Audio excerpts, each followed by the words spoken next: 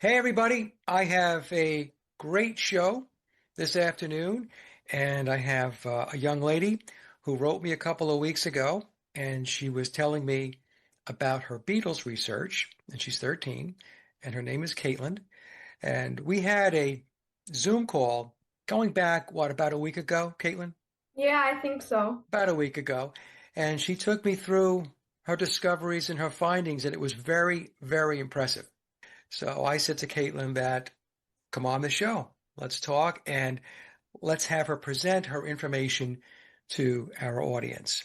So before we get started, Caitlin, tell me a little bit about, and the audience, how you got into the Beatles research, because it's not common for somebody your age to be looking into the Beatles.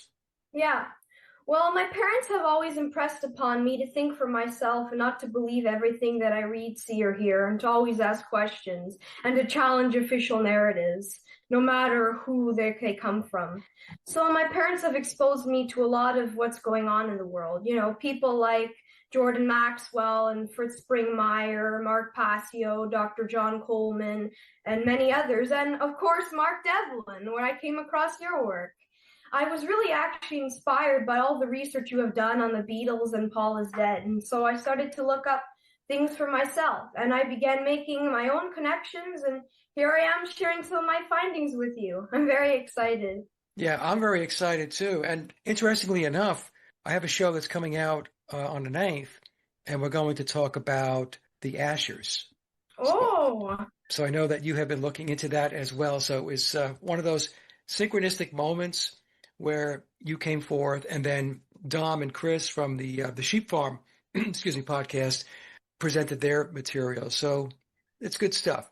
Anyway, so I know you have a number of topics, 10 in your outline that you wanted to yeah. discuss. Speaking of the Ashers, did you want to talk about the Elliott family first? Well, actually, yes. The last time we talked, I hadn't done as much research, but now I did more research on the mother's background because I was listening to the show that you did with Mark Devlin a little while ago, and he's right when he says that most of the mothers are descendant from royalty. And so I did some research, and Margaret Elliott was born to Edward Granville Elliott, who was the younger brother of the seventh and the eighth Earls of St. Germains. So the Elliott family home base is Port Elliott Estate in St. Germains, Cornwall. And her uncle was educated at Charterhouse and Exeter College in Oxford. And Charterhouse was an affluent school built by the Lucas brothers, who also built the Royal Albert Hall and Covent Garden.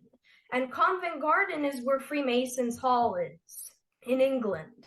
So Charterhouse was home to multiple notable alumni, including Jack Whittingham, who was a James Bond screenwriter, and most of the Genesis band members, including Tony Banks and Peter Gabriel, Anthony Phillips, Mike Rutherford, and Chris Stewart. Also, Peter Grant, the manager of Led Zeppelin, the third Earl of Liverpool, and the 11th Earl of Westmoreland. Okay. So Montague Elliott became a gentleman usher to King Edward VIII and to George V. He was a groom-in-waiting for King Edward the Ninth and George VI and Queen Elizabeth II. In 1923, Montague was appointed a member of the Royal Victorian Order, which was a dynastic order of knighthood established by Queen Victoria. The symbol of the order is the Maltese cross with a crown in the middle, and the Maltese cross is the highly occulted symbol meaning protection and was used as a symbol of certain orders of the military. Okay, very good. So you're drawing it back to what Mark talked about and what Dom and Chris will also talk about, Yeah. back to these bloodlines and these families. Exactly. And it was interesting to me too, because this school that her father was educated at was also the school where the James Bond screenwriter went to and where most of the band members from Genesis went to. So they're all connected. Very interesting. So where did you want to go to next, Caitlin, in your discussion? Well, I did a little bit of research on the music schools that she used to teach at. When you say she, you mean Margaret Elliott? Yeah, Margaret Elliott. It kind of shows how they're all connected. Okay, so tell the audience, so we don't jump too far ahead for those that don't know, who is Margaret Elliott? So Margaret Elliott is the mother of Jane Asher, and she married Dr. Richard Asher, and her sister married Dr. Richard Asher's brother, too, interestingly enough. That is interesting. I didn't know that. Yeah. Okay. So tell us a little bit more about Margaret Elliott. Well, she was a music teacher, and she used to teach oboe to George Martin at the Guildhall School of Music and Drama. A few of the notable alumni of that school were Daniel Craig, who played James Bond, and George Martin. And in 1887, the school was moved to a new site and was redesigned by a man named Sir Horace Jones. And this Horace Jones was the president of the Royal Institute of British Architects and was elected architect and surveyor to the City of London. He was also a Freemason, being appointed Grand Superintendent of the Works, and he oversaw the rebuilding of Freemasons' Hall, which was a Masonic gathering place in 1775. Margaret Elliott was also an honorary member of the RAM, which was the Royal Academy of Music. Some other famous alumni from that school are Henry Wood, a British composer, Annie Lennox, and Elton John. The RAM was founded by John Fane, the 11th Earl of Westmoreland, and a French harpist named Nicolas Bochat. The Academy received its royal charter with the support of King George IV, and the Duke of Wellington, Arthur Wellesley. John Fane was the grandson of a wealthy banker named Sir Robert Child. Throughout his life, Fane was deeply involved in politics and the military. In 1817, Nicolas Bochat was entangled in counterfeiting, fraud, and forgery, which led him to be sentenced to 12 years of hard labor and a fine of 4,000 francs, something he avoided by running away. Years later, Bochat was involved in yet another scandal when he ran off with the composer's wife. How does Margaret Asher tie into all of this? Well, she is an honorary member of this RAM, the Royal Academy of Music, and I wanted to do a little research to see, what it was and what its history was and how it was important. Okay, it's interesting too. Now, I don't know if it's a coincidence, it might be, but Paul McCartney or Billy, one of his solo albums was titled Ram. Interesting. Okay, so what's next? Well, and then I did some of the research on Jane Asher's movies and TV shows because I thought, well, since she was an actress, there must be some clues about Paul's death and some of the things that she did. Okay, what TV shows would they be? Well, so I came across a TV show that she did in 1964 called The Saint. And it's a show that starred Roger Moore, and it was sort of like the precursor to James Bond. So when they found out that he could do that, they decided to put him in the James Bond role too. So she stars in 2 episodes in the 2nd season called The Noble Sportsman and The Invisible Millionaire. And those episodes are episode 17 and episodes number 22. Now, the interesting thing about that is she was 17 when she met real Paul McCartney, and she was 22 when she broke up with Billy. So it's almost as if it's chronicling the whole time that she was with the Beatles. Okay, and there's more to it, right? Because you're going to tell us a little bit about each one of those 2 shows, 17 and 22, right? Yeah. So 17, The Noble Sportsman, is sort of almost about the intent to kill Paul, because he's not dead yet. The character that represents him is a character named Paul Farley. And this Paul Farley was an architect, a mason. The interesting thing about this show is that he is one of the victims of a plot to get rid of him, but nobody knows of that because they believe the good person, this philanthropist, is the one who's the victim of all these death threats, when in actual fact, he's doing this so that he can kill this Farley character. Okay, and the Farley character, you're saying, represents Paul McCartney?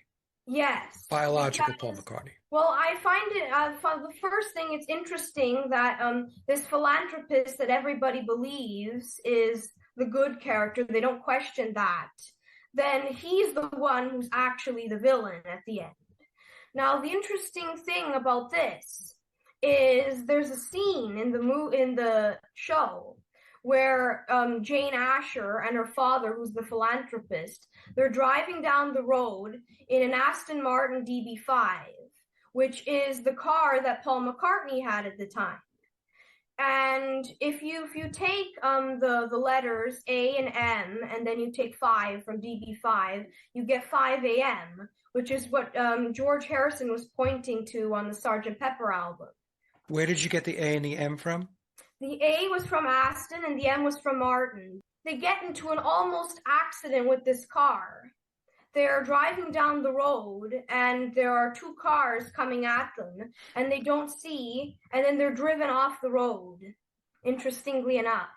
And not only that, but the brakes, the reason of the car crash was that the brakes didn't work and that they couldn't see what was going on. Okay, so this ties back to the theory or the hypothesis, or some people say it's purely speculation, that Paul McCartney died in a car crash. Yeah. Okay. And the interesting thing, so just keep in mind the character of Paul Farley, because his name will connect to the next character that portrays Paul in the next episode. Okay. So the next episode, episode 22, is The Invisible Millionaire. And this one is more about what happens after Paul is already dead. So what they do afterward. It's more about the covert replacement of Paul with Billy. So the interesting thing is, the character who plays Paul McCartney is a man named Mr. Chase.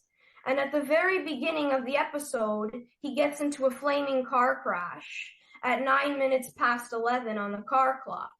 They don't scramble it. They don't say, 11 minutes after 9, so you have to sort of unscramble it. No, it's 9 minutes past 11 on the car clock. And this is episode 22? Yes, episode 22. The interesting thing is Jane's character's words to Roger Moore about her father being different since the car crash. She says to him that he's not the same person, and that something has happened to him since he came back. Also, nobody ever questioned if it was really Mr. Chase who came home in the bandages after he came back from the car crash. Everybody thought, well, sure, who else could it be? It has to be Mr. Chase. But in the end, they realized that Mr. Chase was the one who died. And his associate who was in the car with him pretended to be him, and came back as him. His face with bandages and, being supervised by a doctor so that nobody would see him for very long. And then they also realized that the car crash was faked at 9 minutes past 11, and that Mr. Chase had actually been shot by Mr. Tamblyn beforehand. So Mr. Tamblyn would have had enough time to pretend there was a car crash and then to pretend he was Mr. Chase. Okay, so Mr. Tamblyn is the replacement then? Yes, Mr. Tamblyn is the replacement. Okay, and they slipped in the 9/11 or the 11/9 Yes, numbers exactly. into the episode. Okay. Yeah, and it was actually quite a big thing because the whole that's the reason why they found out it was faked. Because Roger Moore had been thinking if it was 9 minutes past 11, then how could the car crash have happened at 11 o'clock? Because when he spoke to the postman said that the car crash took place at 11. So he realized that there was something up, and that there was another 9 minutes that had to been used doing something else. Okay, and in that 9 minutes, what were they doing? In that 9 minutes, Mr. Chase, they had stopped the car, and Mr. Tamblyn had asked to drive. So they both got out of the car, and then Mr. Tamblyn shot Mr. Chase, disposed of him, and then faked the car crash. So you're looking at that and you're thinking, well, this has ties into the whole Paul is dead Exactly. narrative as and well. The interesting thing, like I said before, was that nobody ever questioned if it was really Mr. Chase. They all thought, sure, that's Mr. Chase. He's the one who died. But they didn't actually realize that it was somebody else pretending to be him. Okay, so that's what we talk about with the Beatles, right? Yeah. As an example, we would say that, what I've discussed in the past is when the Sgt. Pepper album came out, and that's Billy on the front cover, a lot of people looked at it and said, well, he doesn't really look like Paul McCartney like we used to know how he looked. He looks different. Yeah. But the response was, well, if it's not Paul McCartney, then who is it? Mm-hmm. So everybody just kind of went with the flow and said, okay, well, that's Yeah. got to be Paul McCartney. Yeah, exactly. Because they didn't know of any other people who that could have been. Right. Well, the thing is, it's not fathomable to most people. The first response would be, or the reaction would be, well, why would you do something like that? Well, I was going to say, I wanted you to keep in mind the character of Paul Farley. So if you take the whole first name, if you just take Paul from Paul Farley, and you take the initials of Marvin Chase, MC, and you put them together, you get Paul MC. Oh, okay. Okay. Now, let me just ask you this question because I want to be able to try to connect some dots between episode 17 and episode 22. So you said in Yeah. episode 17, Paul Farley was playing the Paul McCartney character. Yes. Okay. In episode 22, it was Mr. Chase. Mm-hmm. So that I can understand this and the rest of the audience, these episodes then were not contiguous. In other words, were they new episodes with new characters? Yes, they were new episodes with new characters. Okay, okay. Exactly. Okay, good. And what I was saying before was the reason why Paul Farley was still around then is because it was all about the intent to get rid of him, but they hadn't done it yet. Because she was 17 at that time, or 17 in the episode, and he was still alive then. But after, when she was 22, in the next episode, he was already dead, and Billy was in the picture. So that's why Mr. Chase dies very early in the episode. You're thinking that this is foretelling Yeah, events that were going to take place. exactly. And then when she was younger, she did a Disney TV show series of The Prince and the Pauper. The parallels between the prince and there are parallels between the prince and Paul and the pauper and Billy, because to me it seems as if Paul was the prince before and Billy was the pauper, and they, after Billy's surgery, they look similar, so they switched places. And now Billy is the prince because he's in the public eye and he's famous and he has the money. Before it was Billy being the pauper because he was unknown. Nobody knew him. Right. Now, let me ask you a question, Caitlyn, since you're young, especially relative to me. When you look at pictures of Paul McCartney from 1962 to 66, and then pictures of Paul McCartney after 1966, let's say starting with 1967 and Sgt. Pepper, do you see the same person or do they look like two different people to you? They look like two different people to me. I never actually saw any pictures of him before we started looking up your research. So then the minute I saw that, I go, yeah, that looks like one guy. And then I looked at another picture and said, that looks like another guy. Because I'd never seen him before. But then when I looked at it, I said, that's not the same person. I mean, this guy, his face is longer. There are a few differences here and there. Like, that's not the same person. He's taller. He's taller. Yep. Yeah. He has a different facial structure. His jawline is longer. He has different ears. And he might even have that fake eye that you were talking about. Yeah. Well, that's Sally Whitty's. That's her research, and I believe Sally is correct. One of the reasons is because she knows about ocular prosthetics because she has one herself, and the other reason is because during an interview when Billy was doing the Eyes of the Storm exhibit, he was taking a reporter through the exhibit. He stopped at one picture, and the interviewer said, "Well, you have to have an eye to take a picture like that." And Billy clicked his left heel and said, yes, it's my left eye, meaning that's the eye he has sight in. You're probably familiar with the Masonic technique of masterfully speaking, where they Yeah. tell the truth in an encoded way. So that's what was going on there. Also, the clicking of the heel, this is for the audience. People have asked me about that. When a Mason clicks his heel, and we're talking about the left foot, which is what Billy did in the interview, that's in reference to enlightenment, Oh, to I didn't know illumination. that. Yep. So, in fact, I had an exchange with Sally yesterday about this. We talked about it a little bit. Yeah, I just wanted to get your perspective on when you looked at the images, whether you thought, oh yeah, that's the same person, or no, that's not the same guy.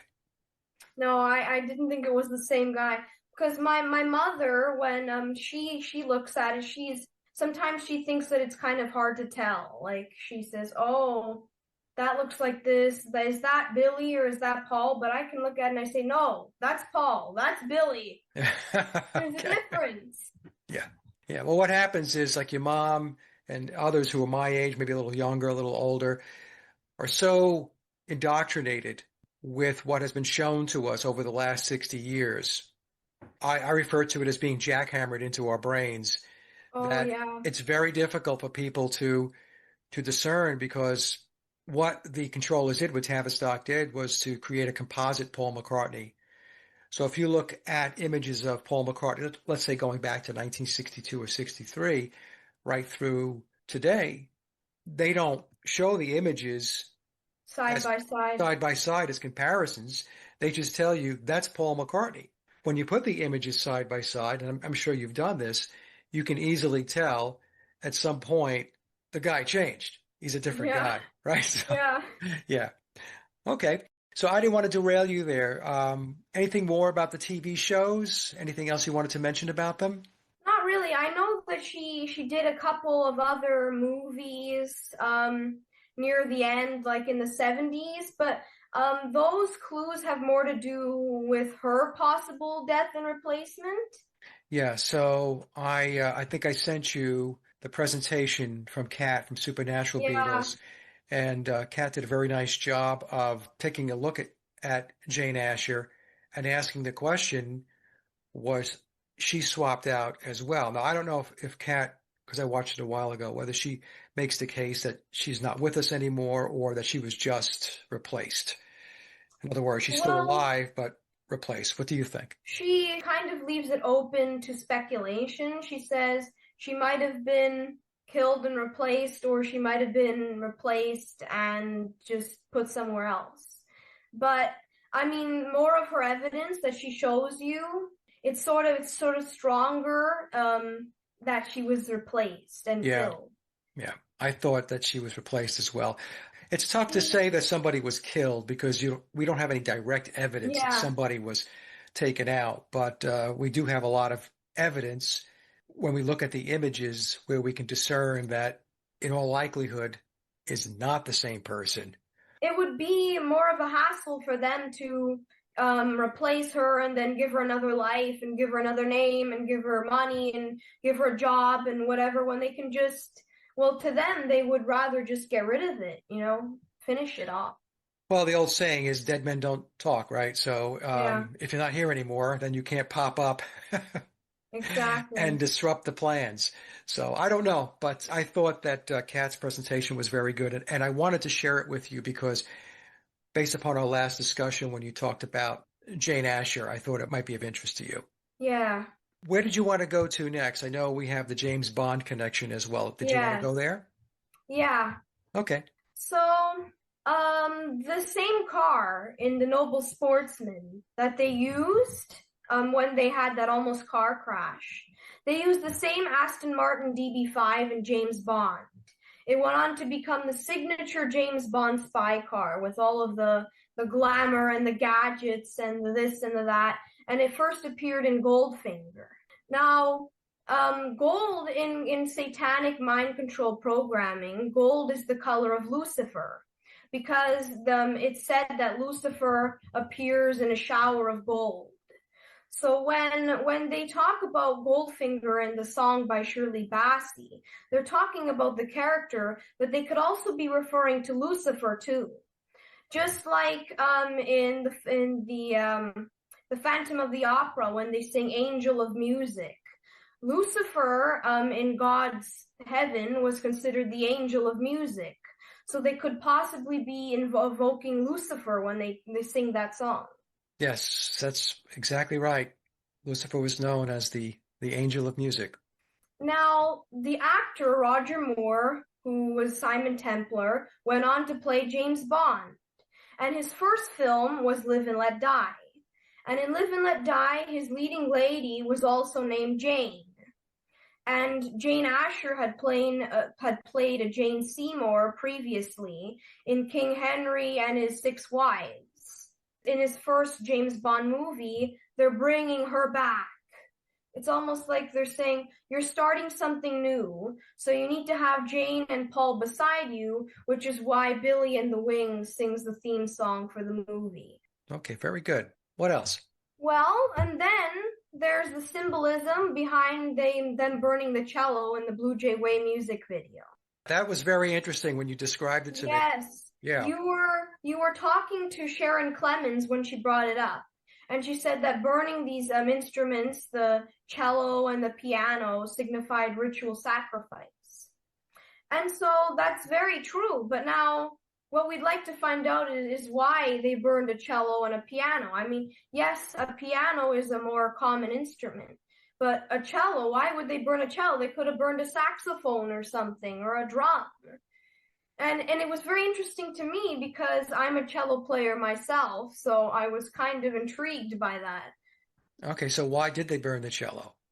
Well, I was looking up the Chinese lunar calendar, and the Chinese lunar calendar goes by birth year. So whatever your birth year is, like my year is 2011. So anybody who was born in 2011 has this symbol or that symbol or whatever. So the symbol of Paul's birth year, 1942, in the Chinese lunar calendar is the water horse. And the water horse comes around every 60 years. So in the orchestra, there are 4 sections, and they mirror the 4 elements, excluding spirit. So they're earthly representation of the 4 elements. The string section of the orchestra represents water, because it often sounds smooth, like ripples of the sea, and it carries the melody, and it often invokes a lot of emotional expression. And the wind instruments are the air, because they function with air, and they make all of the light bird sounds. And the drums are the earth, because they hold the orchestra together. They make it sound fuller, they make the harmony. And then there's the brass, the horns, which are the fire, because they're loud and bombastic and full of life. So now the string section represents water, as I said, and it is the same element as his Chinese lunar sign. Now I was thinking, well, if it's the same element, then which of the strings is most like the horse? The cello seems to be most like the horse because it gives off a proud and regal, majestic look. You know, it's big, it's wild, it's strong. It's not like a violin or a viola that they're small. It can hold its own melody, and it's somewhat of an ancestor to a guitar or a bass guitar because it usually plays a background melody. So a cello is sort of like the representation of Paul's birth year sign, the water horse, which is why they burn it before ascending the ladder. And when they burn him, they burn him and his sign. Now, when you're talking about fire and burning, and this is about ritual, do you know about when John Lennon had said that the Beatles were bigger than Jesus? I'm paraphrasing there. Okay. So when he said that in the United States, it caused a big ruckus. And what happened was groups had gotten together to burn the Beatles records. So the whole process of burning is ritualistic. I found that this cello is like a representation of his birth year sign. Now, the other strange thing is that in the Chinese lunar calendar, 1966 is the year of the fire horse. It's the third horse since 1942.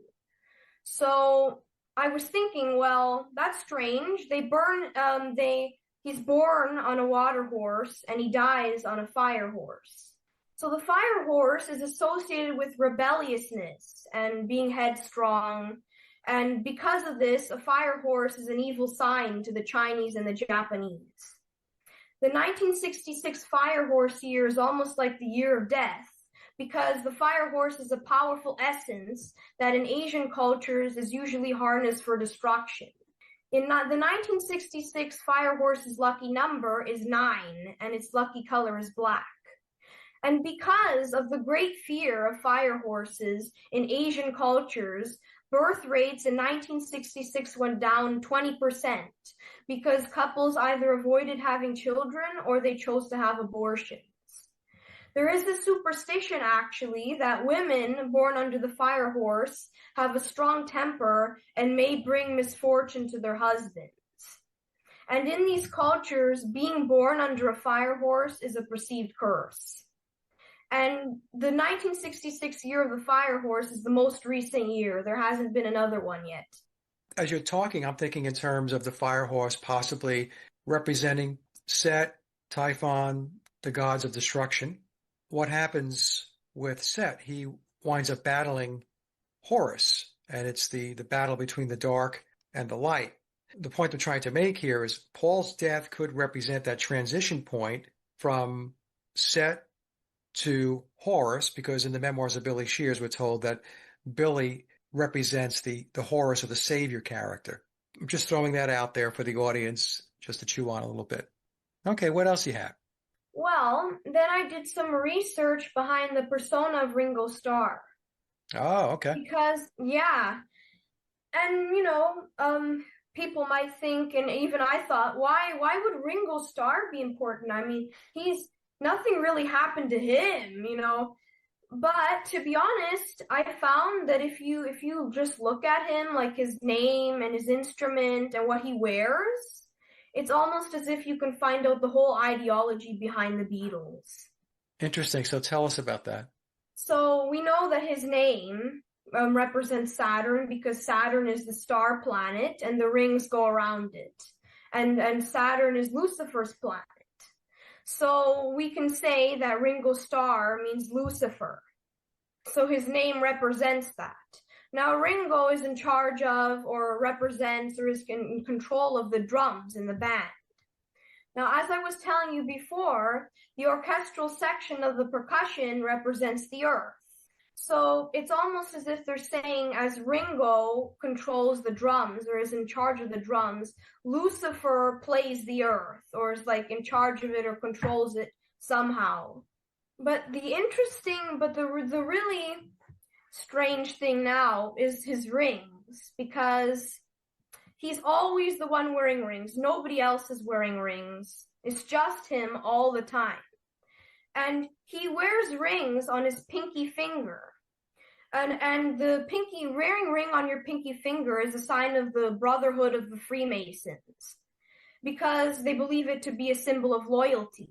They also believe that the pinky finger is the first finger because it is controlled by the planet Mercury, and Mercury is the first planet. This goes back to ancient witchcraft, where witches put moonstone and amber and citrine on their pinky fingers so they could harness the rays of Mercury. Mercury is also considered the planet of Lucifer to the ancients because it was usually associated with trickery and communication. So Mercury is believed to be a messenger of evil spirits. But not only is Ringo wearing just a plain ring, it also has a black square on it. And this black square, we know, is the symbol of mind control and, prison of the mind, being trapped in base consciousness. And you can see it quite clearly on the Please Please Me album and the picture where they're all holding the umbrellas. He's wearing one on either pinky then. And so if you kind of put that together, it's basically saying that Satan, or Lucifer, his name, is in charge of the earth, which is his drums, and that the Beatles are mind controlled by occultists to be messengers of evil spirits. because that's what occultists are. They're messengers of evil spirits, which is why they wear the ring on the pinky finger. On the square could also represent the cube, which goes Yeah. back to Saturn as well. I done some research on the colors that the Beatles wore on the Sgt. Pepper album. Okay, this should be interesting. Yeah, because when I look at the Sgt. Pepper album and we go into all of the clues, all of the dead people behind them, the clues in the area in front of them, and the drum head. But the colors that they're wearing too are just as meaningful as all the rest of the album. So George wears red. And in satanic mind control programming, they love red because red is the color of rebellion and of rage and passion, rebellion against traditional values, shaking things up. Ringo wears pink. In color mind control programming, pink means obedience. It means mind control, or the literal act of turning boys and girls into robotic, mindless people. And John wears yellow. Yellow, or gold, is the true color of Lucifer, which is why gold is so valuable. Yellow represents somebody who is scared or frightened of the path he is on, and someone who has gone off course and needs redirection to use his intelligence and willpower to follow Lucifer's path, the yellow brick road. And that sounds like John, doesn't it? Because he's the one who is going off course, which is why there's an expression where when you're scared, they call you yellow because you don't want to do anything, you're hesitant. You need redirection, which is sometimes why when some celebrities go off course and they need a warning, they come back with like a yellow wig or yellow hair, something like that, because they're being reminded that they have to stay on course. They have to go this way instead of that way and not branch out. Also, on the Beatles' first album, Please Please Me, and again, for the audience, the Beatles' official releases were the UK albums on the Parlophone label.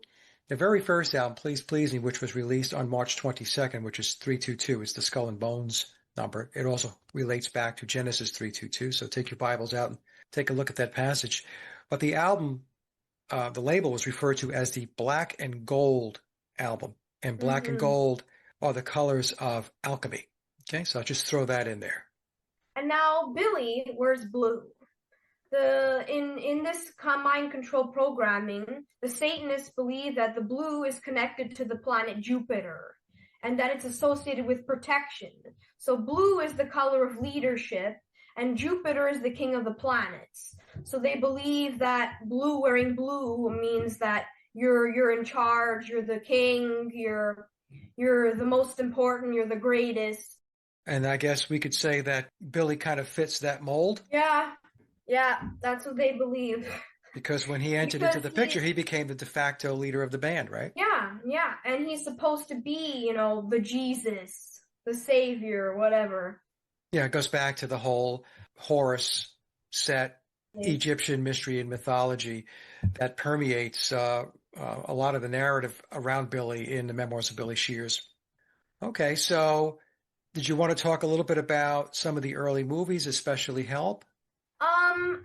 I didn't do too much on A Hard Day's Night because it seemed to be just like a regular day in the life for them, so there wasn't really much to pick out. I mean, There were a couple of scenes that had strange appearances of cellos. There were cellos where there shouldn't be a cello. It was very interesting, but Help, I think, is the more important one. In some respects, because there are a lot of strange coincidences, if you want to call them that. And the storyline is very interesting. Now, the producers of this movie said that, of course, this is fictionalized, it's not true. But to be honest, I believe that is probably just as true as the first one. It's about an Eastern cult, and at the beginning, they're about to sacrifice a woman to their goddess of destruction, Kali, but they find out that she's not wearing the sacrificial ring, and they set out to find who is. Whoever's wearing this ring has to be sacrificed to the goddess, and of course, Ringo not knowing what the ring was, received it in his fan mail, and he puts it on. So that's sort of like a huge spotlight on his wearing all these rings all the time. So it's all about this demonic cult being after them because they want to sacrifice one of the Beatles before dawn, and their attempts to try and remove the ring from Ringo's finger. Yeah, so we're back to the narrative containing sacrifice. And it really sort of introduces the fact that they're intertwined in this. Because, I mean, if you think about the song Help, it's all about the fact that they've lost their independence and they need help to get out of some sort of trap that they're in. And this is the trap. And they're showing you because they realize that it's closer to Paul's death now because this is 1965. So they're thinking, well, we got to kind of tell them a little bit. We have to make these things more serious now. The coincidences that I was talking to you about, there's one scene where they find out the entire thing that's going on, this demonic cult being after them and whatever. They're in an Indian restaurant, which relates to their later years where they're in with this Indian, they go to India and George becomes this like Indian guru who loves Indian music. And, you know, they start talking about all the poor in India and they go there to meditate and whatever. Now, there's a scene where they ask for soup and the waiter goes into the kitchen to spoon out the soup. And in one scoop, he gets granny glasses in this scoop and he puts it in the bowl and then he gives it to John.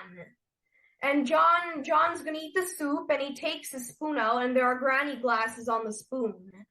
And he says to the man, "What's this? Glasses?" And the man is very vague about it. He doesn't really reply. But the interesting thing is that he's getting the glasses showing you that that's what he's going to be like. He's going to need them afterward. Why would there be glasses in somebody's soup, especially John's? Like the minute I saw those glasses there, I said, I bet you John's going to get that bowl. And he did. Yeah, and the whole Eastern religion piece of it goes back to Blavatsky and to Aleister Crowley. So there's ties there as well. In fact, the counterculture in the 1960s, one of their paths was to draw more people to the Eastern religions and away from the traditional religions like Catholicism and Christianity and so on. Yeah. And it's sort of like predictive programming because there's another scene where they're all disguised because they have to go on a plane and they don't want to be recognized. And they look exactly like they're going to look after Paul dies.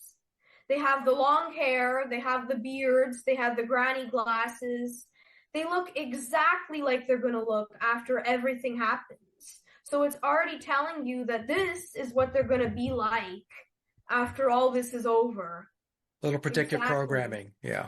And there's just it's just a little bit of a dialogue when Ringo goes into the Indian restaurant and he says to the man, he says, "Do you know what this ring means?" And the guy goes, "Oh, sure, Freemason." So it sort of really just wants to tie everything in and mention the Freemasons and mention the Eastern cult and mention what they're going to look like afterward and the sacrifice and the ring and everything. Yeah, that's very astute of you, Caitlyn, to pick up on all those little clues and things that they were inserting into the movie.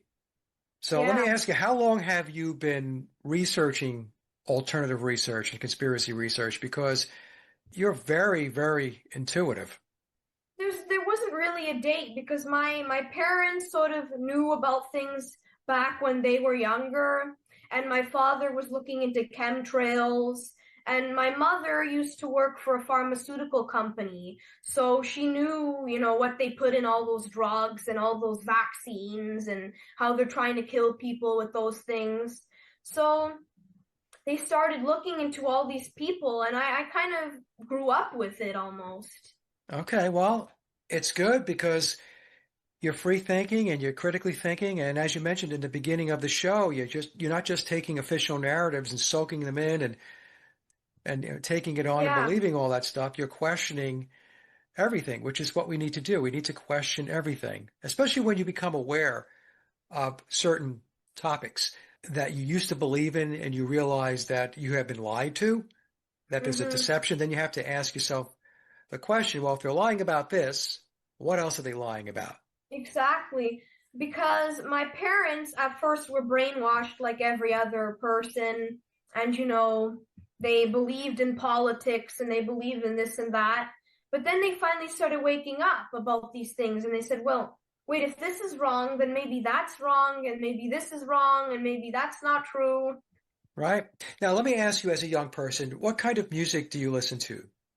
Well, I don't really have a favorite artist, but I do like a lot of 50s stuff like Frank Sinatra, things like that. But I listen to Journey and Culture Club, and I'm sort of like mixed because I listen to Michael Jackson and I listen to George Michael, and I listen to Ella Fitzgerald, so and I listen to classical music, to Bach and Beethoven and Handel.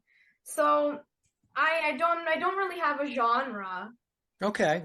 Well, let me ask you this question then. When you listen to the pop music that you listen to, how do you listen to it? Do you listen to it with a full understanding of what it's really all about? Yes, I listen to it and I know I understand what it's about because my mother told me, and I believe that you don't listen to the music because you idolize the artist. You just listen to it because you like it, because you know what's behind the person and you know what's behind the music and all those things. So you only listen to it because you enjoy it. You don't listen to idolize the person because you know that they're not good people or Okay. they're involved in something, or they were misled, or they were thoughtless and they decided to get into this, or they were marked from birth to do this.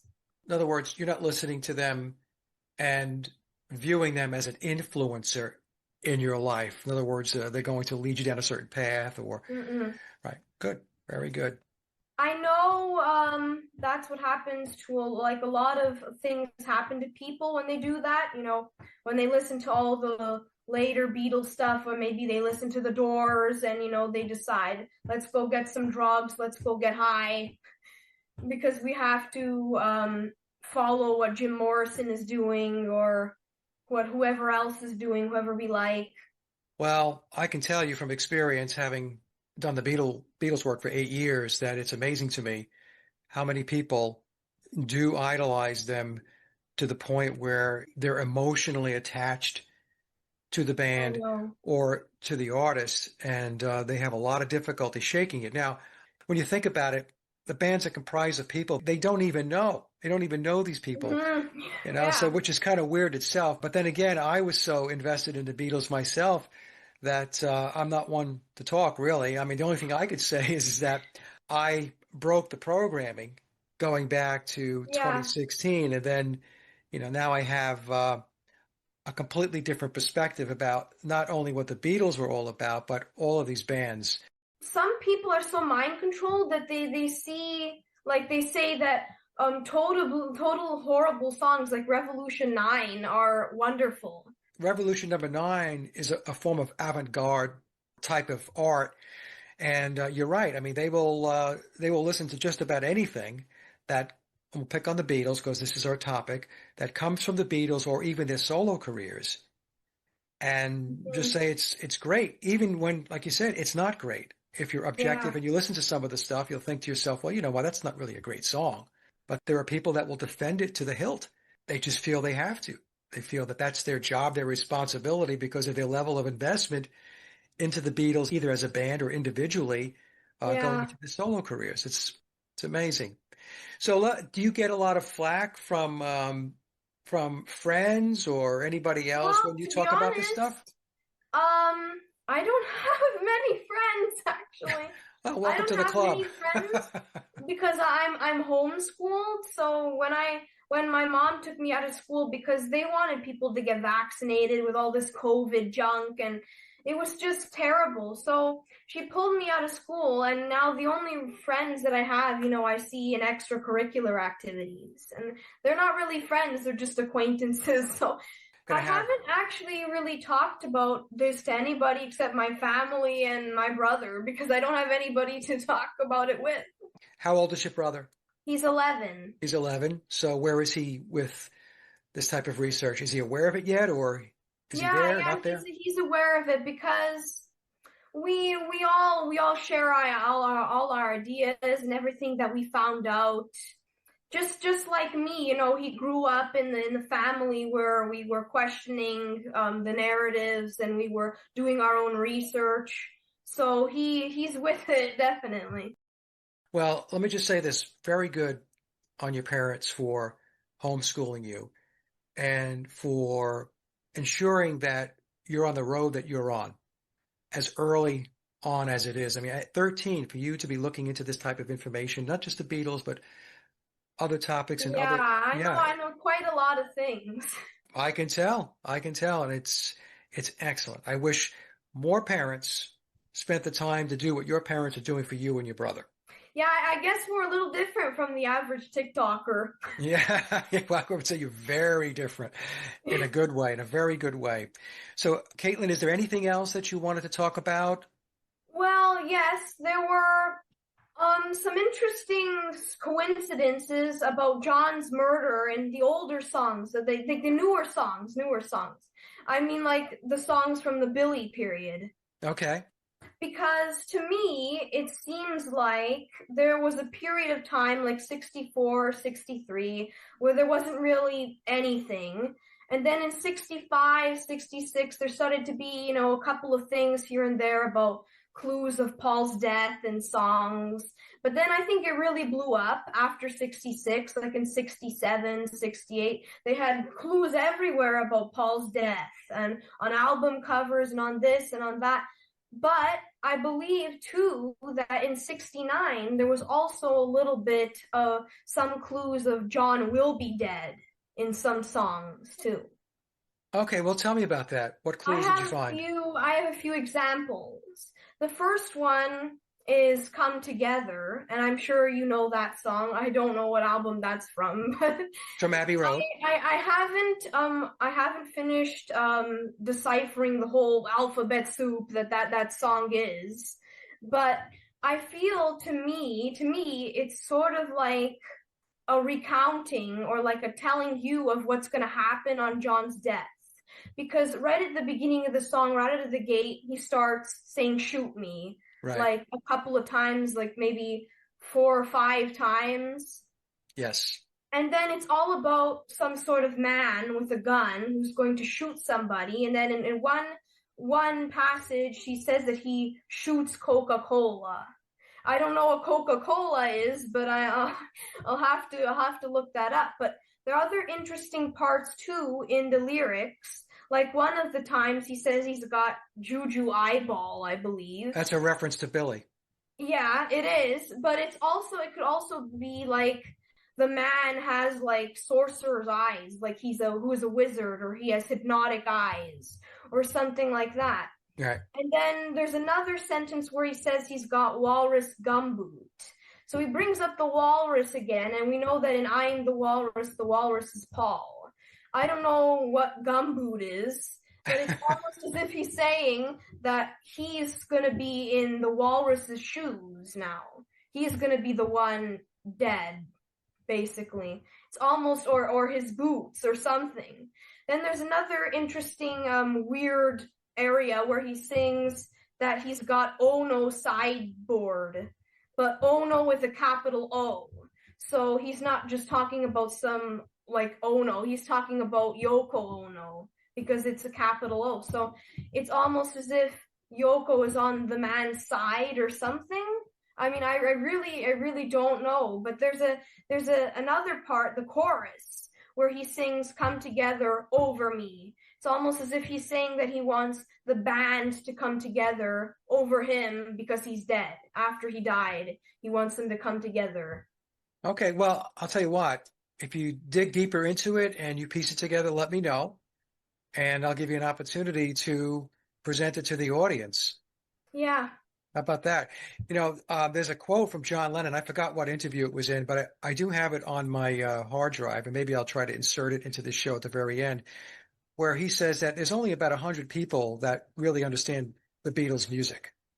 So what he was saying is there's an inner circle that really understands what the lyrics and the clues and everything that goes along with it, what it was really about. So that was a very interesting quote. And as you mentioned, I think you mentioned it before, where John was, as he was going along, especially in his solo career, he was talking a lot and alluding to that the Beatles were not what people believe they said they were. Yeah, in an interview he did back, I think it was in 1971 with Rolling Stone magazine, he said that the Beatles were a myth, Paul McCartney was a myth, Bob Dylan was a myth. So John was saying a lot of things, and of course we've got his song God, where he had a whole litany of things that he didn't believe in. Oh, really? Yeah, listen to the song God off his first solo album with the Plastic Ono Band. I don't believe in this, I don't believe in that. And then at the very end, he says, I don't believe in Beatles. So take a listen to that song. You can easily find it on YouTube. And there's another song that he did, another album he did. I think it was the last album he did before he died, called Double Fantasy. Yeah, Double Fantasy. And yeah. there's a song there named called Woman. Yeah. Or something, but I don't really believe it's called Woman. I believe it's called Paul because to me, it's more like a personal message to him. Because what did Yoko do for him? I mean, he's talking about the fact that he's torn because of his thoughtlessness, and that this person showed him the true meaning of success.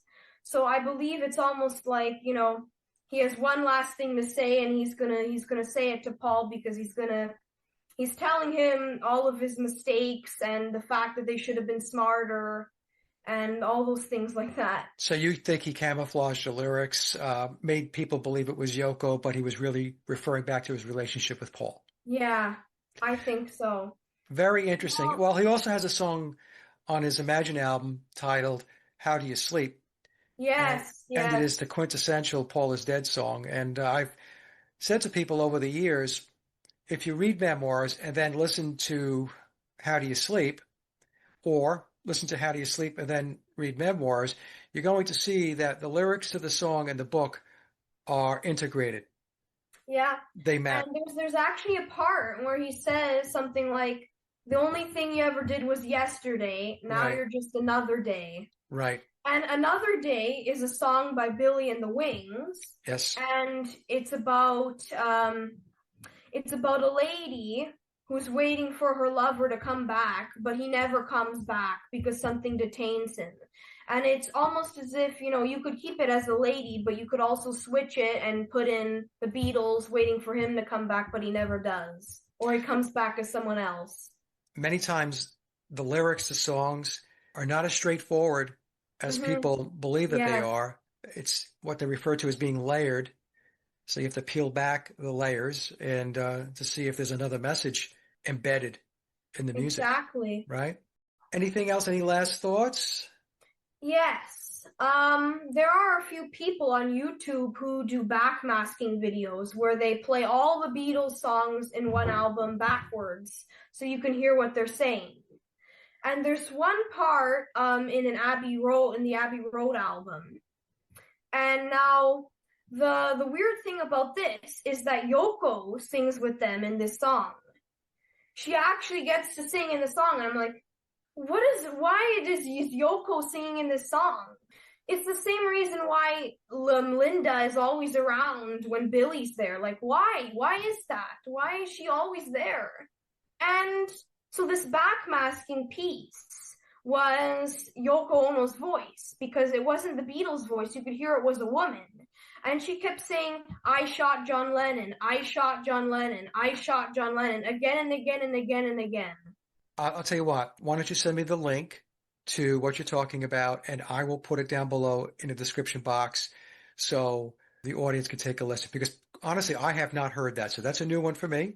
So I will also take a listen. All right, so just send me the link. Yep, very good, very good. Send the link, and we'll make sure that we get it into the description box. Well, Caitlyn, this has been a fabulous discussion. I really enjoyed it. And you have an open invitation to come back anytime you want. If you continue your research and you feel like you've got enough stuff to put another 45 minutes to an hour together for a discussion, we'll do that. Okay? Thank you. Well, I want to thank you for coming on the show. Thank you for contacting me. If you have any questions after the show, feel free to email me. Okay. Thank you Okay? so much. Hey, folks, we have a very, very good show today. My good friend Mark Devlin is back, and we're going to talk about his fourth book in his series of musical truth books. And from Amazon, I picked off this narrative. When we think of rock stars, particularly those in rough, quote, edgy bands, we are entrained to think of them as having come from regular working class backgrounds and having worked their way up the slippery pole to success through their hard work and talent alone. The reality is that all household name musicians are selected for success, and often this is down purely to the families that they are born into. Barely a plumber in sight, and we'll talk about the title of the book, but no shortage of generals, admirals, politicians, civil servants, and spies. So, Mark, this is your fourth book, and as we were talking before we got started, your plan was 3 books, but now you have the fourth. So what motivated you to take another turn of the crank on writing a book? Hey, Mike. Good to be back. Well, it's quite similar to you wanting to retire your Beatles research after a year. It didn't quite work out that way, did it? No, it did not. Yeah. So sometimes these things feel like they're out of our hands. And when it comes to these musical truth books, I had intended it to be a trilogy. And I wrote the 3rd book during the COVID nonsense in 2021. And I thought, well, that's it then. The story is told. But what happened was, because I had stumbled upon becoming the go-to guy for this sort of information, people were sending me in emails every single day saying, hey, Mark, have you looked at this? I've studied the family tree of this musician and come up with this famous ancestor. Or have you looked at the occult aspects of this band? And I ended up just keeping all the information in a folder. I would just tuck it all away in a folder on my computer, thinking one day I might be able to do something with this. And it got to the point where I had 765 files. And I thought, it's starting to look like another book. And the rationale behind it was that the information, although it's adding to points that were made in the previous books, so I'm building upon observations like family connections, affiliations with military intelligence operations, dark occult aspects, satanic symbolism, predictive programming, all this sort of stuff. In and of themselves, they're not new subject areas. But the information that I'm dealing with in this book is new. And it reinforces and builds on the points previously made. And I just thought it would be a real shame if all the stories that I've accumulated just fizzle out and go into the ether and they're never read. And like I say, I've become the go-to guy for this sort of thing. And I've become pretty good, I think, at aggregating information. So I take wide, disparate varieties of information from all kinds of different sources and just bring them together, put them in logical formats and tell the story and make it all flow and make it all come together. So that was the idea. I just thought, well, it looks like there's going to have to be a 4th book. I do intend to cap it now on 4 books. I don't intend there to be a 5th, but as you and I have both learned, never say never again, right? I understand the information coming in and that reigniting the motivation to pursue. That's what happened to me, as you know. There were a number of times during my 8 years when I said, I'm not going to do this anymore. I need to go find something else to dig into. But it's the same thing that happened to me. Emails would come in from folks or there were certain sources that would contact me with very good information. And then, the wheels started going again. So I understand that process very, very well. Now, the name of the book is interesting. So why don't you tell us about that? Yeah, so here it is. No One's Dad's a Plumber. And it's got a few people wondering what the hell that means. And they're saying to me things like, oh, that's nonsense. My mate Dave down the road, his dad's a plumber. And he may well be. But we're not talking about Dave's dad down the road. We're talking about famous musicians, and not just musicians, but celebrities and famous people of all kinds, because the dynamic remains true, whether we're looking at Hollywood actors, television presenters, politicians, business leaders, or indeed musicians. And so we're getting into the realms of family bloodlines and ancestry, which is a big part of the picture in this information. And there's some great researchers out there now doing a really good job on this stuff. I know you were on with Dom and Chris of Sheep Farm a few weeks ago, and Dom does phenomenal research into ancestry and such. And he gave me a few pointers for this book. So some of the information in there came from him. There's Matt Sergiu as well of the Occult Beatles website. Yep. He does impeccable research. And what set me off on this trail of things was actually the work of Dave McGowan, going back to his book Weird Scenes Inside the Canyon, which came out in 2014. And Dom says the same thing, and other researchers say that McGowan set them off, on their research.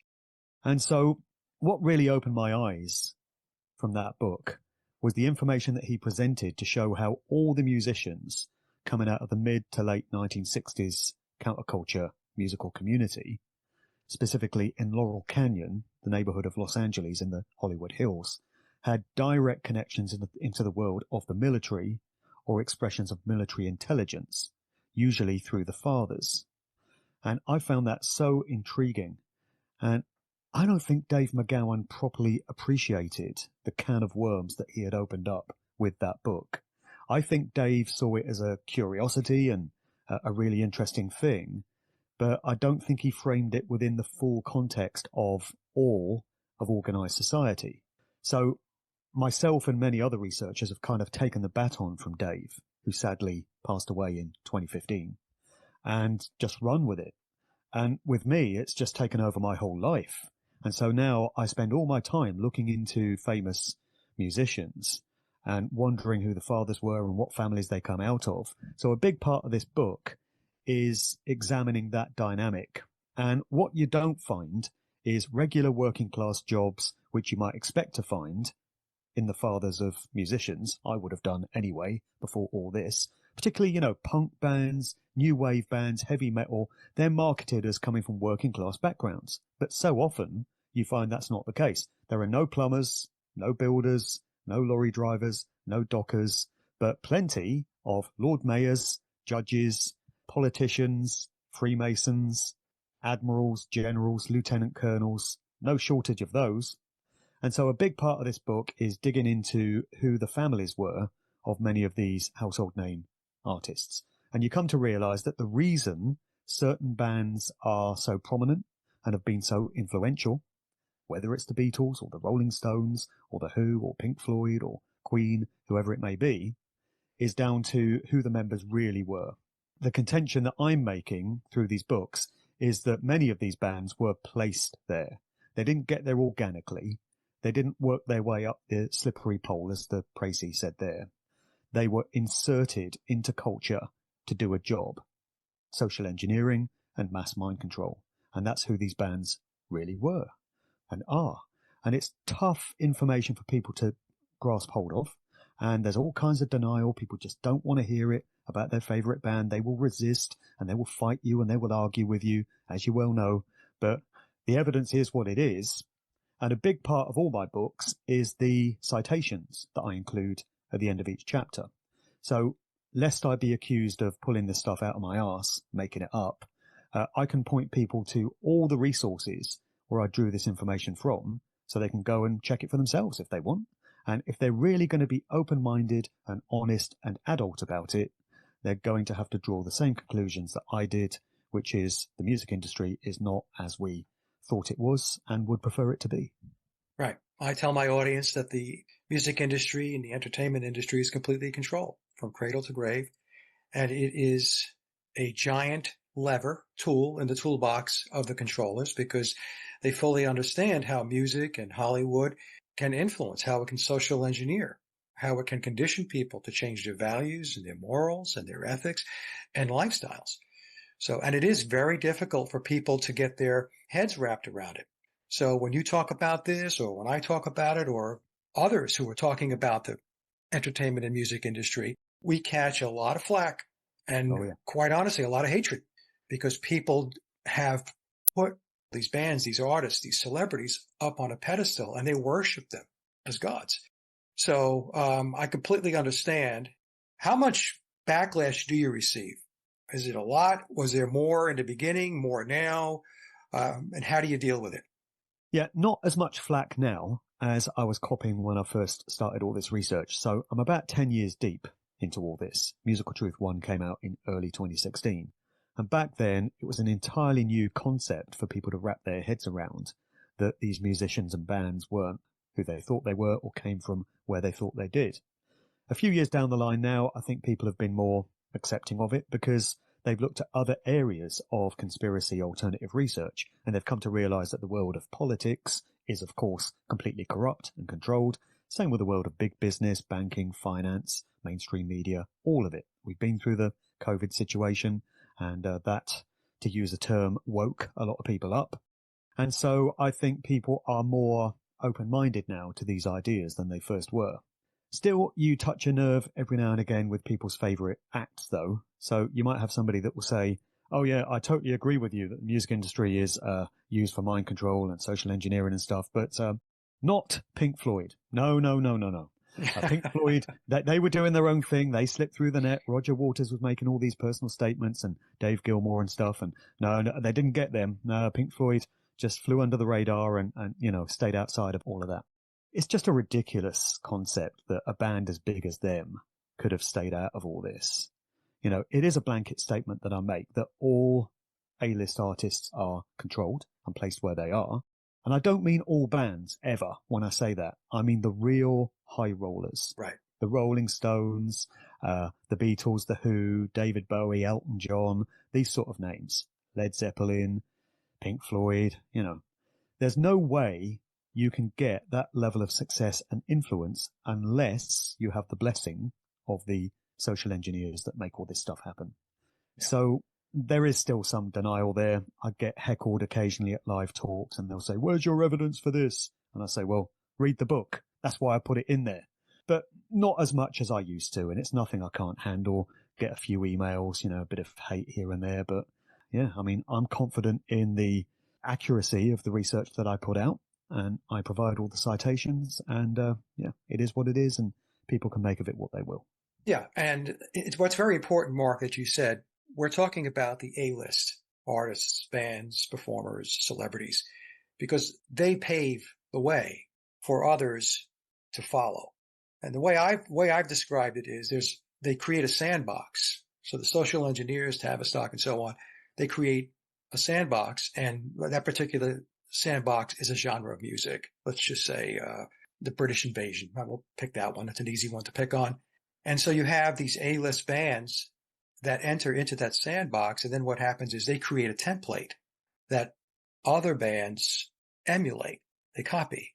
So they copy the style of the music. They copy the essence and the spirit and the direction of the lyrics. They emulate the presentation of the material, how they dress, how the album covers are designed, the occult symbolism and all that stuff. So I have to explain the same thing. I'm not talking about every band. We're talking about the ones that were tapped to lead the parade.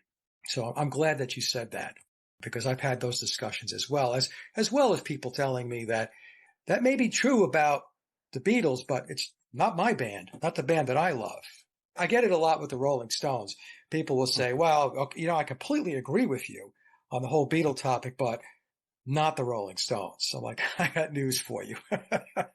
That's why they're still touring into their 80s, right? Exactly. They're wearing face masks and saying, get the shot. Before you, Yeah. So anyway, I didn't want to derail you there, but I just wanted to capture that moment because, like I said, it's something that I have to explain over and over and over again. What I'm finding so interesting about the Bloodline stuff now, though, Mike, is I've had this conversation with Dom and Matt. I think there is now a concerted effort in the mainstream media to make it appear as if these Bloodline links are nothing special, because the sort of research that guys like us have been putting out is having an impact. It is being noticed. We are being watched. We're being observed. Of course we are. Our output is being kept an eye on.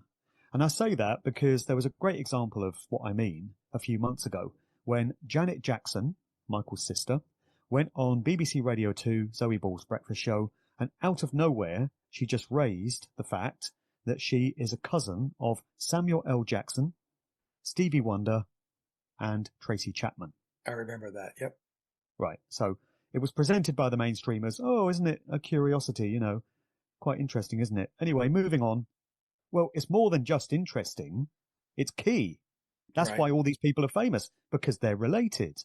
And then you get to Madonna, and she's cousins with Ellen DeGeneres, Celine Dion, Lady Gaga, or Lad Gaga, possibly, and all these other people, Tom Hanks, George Bush, Barack Obama, Dick Cheney, Brad Pitt. It's just crazy. All these people are related. And you can do the genealogy. Professional genealogists have drawn up all the family trees, for anyone that thinks I'm making all this stuff up. And so that's why these people are famous. And how many examples do you need before you start to see a trend and a pattern emerging? But we've got a show here on BBC TV called Who Do You Think You Are? And this is where they take a famous person, maybe an actor, and they have genealogists who dig into their family tree and their ancestry and stuff, and they turn up who their ancestors were. And always it's like dukes, earls, English kings, medieval warriors, this sort of thing. Never turnip pickers or sewer workers. I guess that wouldn't make for a very interesting show. But again, I think this is presenting the idea that, oh, well, you know, we're all descended from kings. And if you go back far enough in your own family lineage, you're going to find noblemen and mayors and this sort of thing. Is that true, though? I can go back quite a few generations on my mother's side, and all I find is peasants, you know, farmers. Right. Where are the kings there then? And this is one of the things I get heckled about, actually, on the rare occasions that it happens. People will say, oh, yeah, well, you know, Madonna may be a cousin of Brad Pitt, but if you go back far enough, you'll find you're related to someone famous. But I don't think that's true. And I think, you know, many of us can do that digging and prove that it's not true. The social engineering that takes place has conditioned people to react from an emotional perspective. They reduce the critical thinking faculties of an adult down to that of almost a child. And so when people are confronted with information that cuts across the grain, that doesn't jibe with what it is that they believe, they react that way. But look, the truth is the truth. It's not an easy path because there is a lot of resistance. There are a lot of people that don't like your message. There is a lot of suppression of the information that you're putting out and others are putting out, being shadow banned and all that stuff. But like you said, Mark, we're starting to see now where the narratives in the mainstream media are trying to normalize. Oh, yeah, well, of course I'm related to this person. It goes back to this person and so on. And I've actually seen the same thing with the occult. So we'll have some of these celebrities and some of these artists come out and openly say, yes, I sold my soul. They just put it out there. And people who are watching this will just take it in. They don't ask any questions. It's now becoming normalized for them to say this type of thing. And very few people step back and say, hold on a second. What did you just say? You sold your soul. Elaborate a little more. Tell me a little bit more about that. What exactly does that mean? And very, very few people, especially when we're talking about the masses who have this worship of these celebrities and these artists and these bands and so on, they don't ask any questions.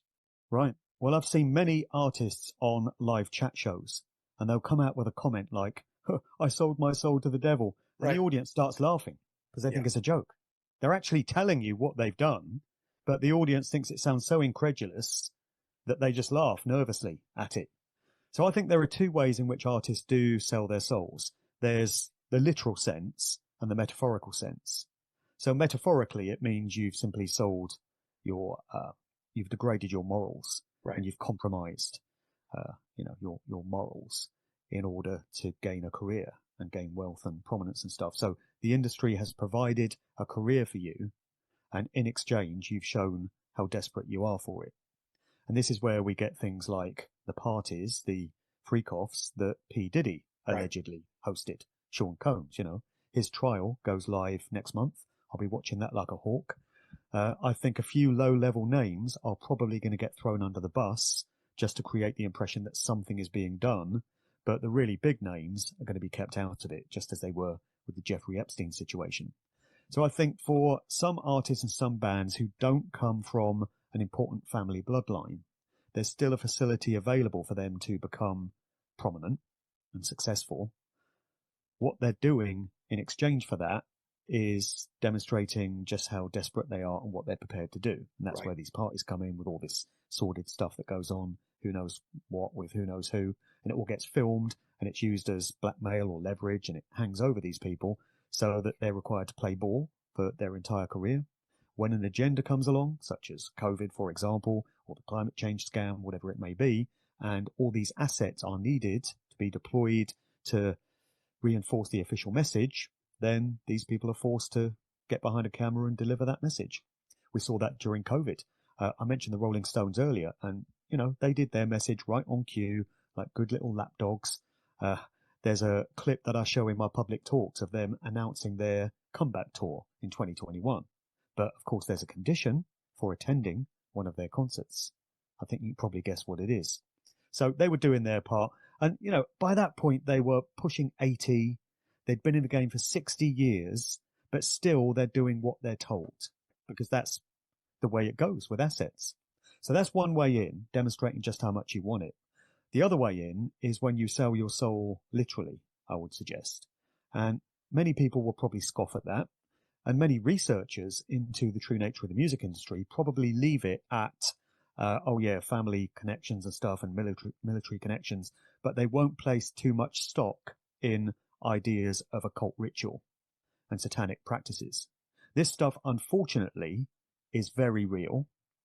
And unfortunately, many of these assets are required to take part in satanic rituals as a condition of their success. Often this does happen with the bloodline artists. So just because you come from a so-called Illuminati family, it doesn't mean you're going to be kept out of things like trauma-based mind control and satanic ritual abuse. In fact, there's more chance that you will get embroiled in all that stuff if you come from one of those families. I mean, we can throw Britney Spears in as an example, or Mariah Carey. So Mariah Carey's sister, who passed away, I think it was last year, told a story of how when they were children, she and her sister Mariah and their brother were forced to take part in rituals where these people came in robes and performed satanic practices. So that's Mariah Carey's childhood. And Britney Spears tells similar stories of stuff that she went through as a child, just as two examples there. And so this becomes something that artists are required to undergo. And we can know this through the symbolism, because the controllers communicate with each other in the form of symbolic coded cryptic language. So they use motifs and icons, monarch butterflies to denote monarch programming, which is a division of MK Ultra mind control. Things like shattered mirrors, which symbolize the shattered compartments of the mind, and dissociation from reality, which many of these assets, these artists undergo and experience. And when you learn to spot the symbolism, you see it everywhere. You see it in music videos. You see it at these big shows like the Grammys, the US Super Bowl halftime show, the MTV VMAs, and it's everywhere when you know what you're looking for. It's a whole language in itself of symbolism.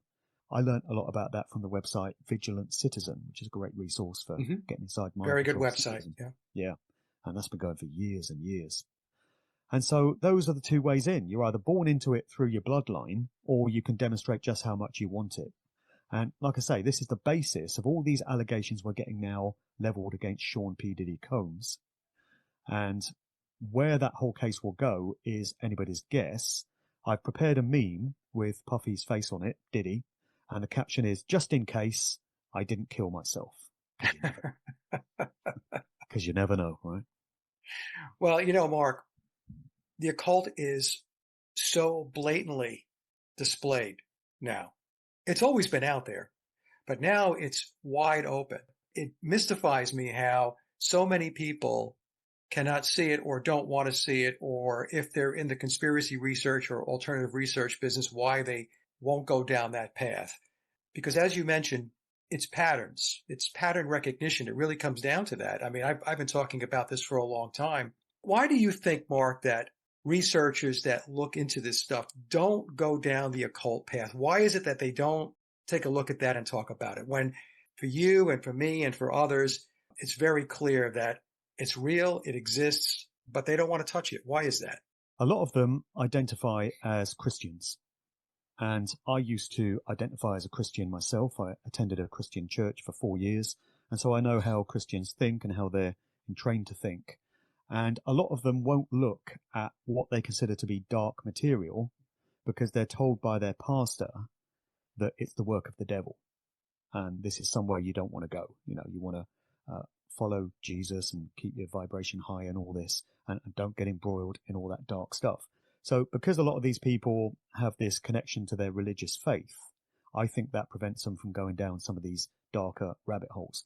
And this information is dark. I get it. I understand why people would not want to wallow in it. I feel like I need to take a long shower after looking at some of this information sometimes. But I think the point here is that none of this is ever going to stop until it becomes widespread public knowledge. And this again goes back to why I'm doing this book, because I know a lot of people are going to say, oh, there's nothing new here. A reviewer on Amazon actually said that. Oh, it's just the same old stuff. Well, yeah, it's the same subject areas, but I wish I didn't have to keep putting out these books, because by now, when I first started doing this almost 10 years ago, I would have hoped that all this nonsense would have stopped. I would have hoped that they wouldn't be doing satanic rituals dressed up as music shows, that they wouldn't be putting this kind of symbolism into music videos. But they are. They're getting more blatant and more flagrant with it. They're literally rubbing our noses in it. And that's only going to continue until enough people say, we're not having it anymore. We see what you're doing. We're calling you out. We're not buying this stuff. We're not supporting the artists. And we want you to answer for what you're doing here, because this is just not acceptable. I don't know if we're ever going to reach that point, and I don't know what it would look like if we ever did. But until we do, I consider it my personal responsibility, my personal duty to put this information out there. I've discovered this stuff. I know it. I want as many people as possible to know it now. And that's why I continue to do this. It's become my life. It was never any part of a plan, but that's the way things work out sometimes. And so, in answer to your question, I think people just don't go there with some of this darker material because they just can't handle it. You know, it's just too much for them. There's that denial there that you spoke of as well, where everyone's got a favourite band about whom they just don't want to hear it. Jan Irvin used to say this on his Unspun podcasts that he did with Joe Atwill. I used to watch a lot of those.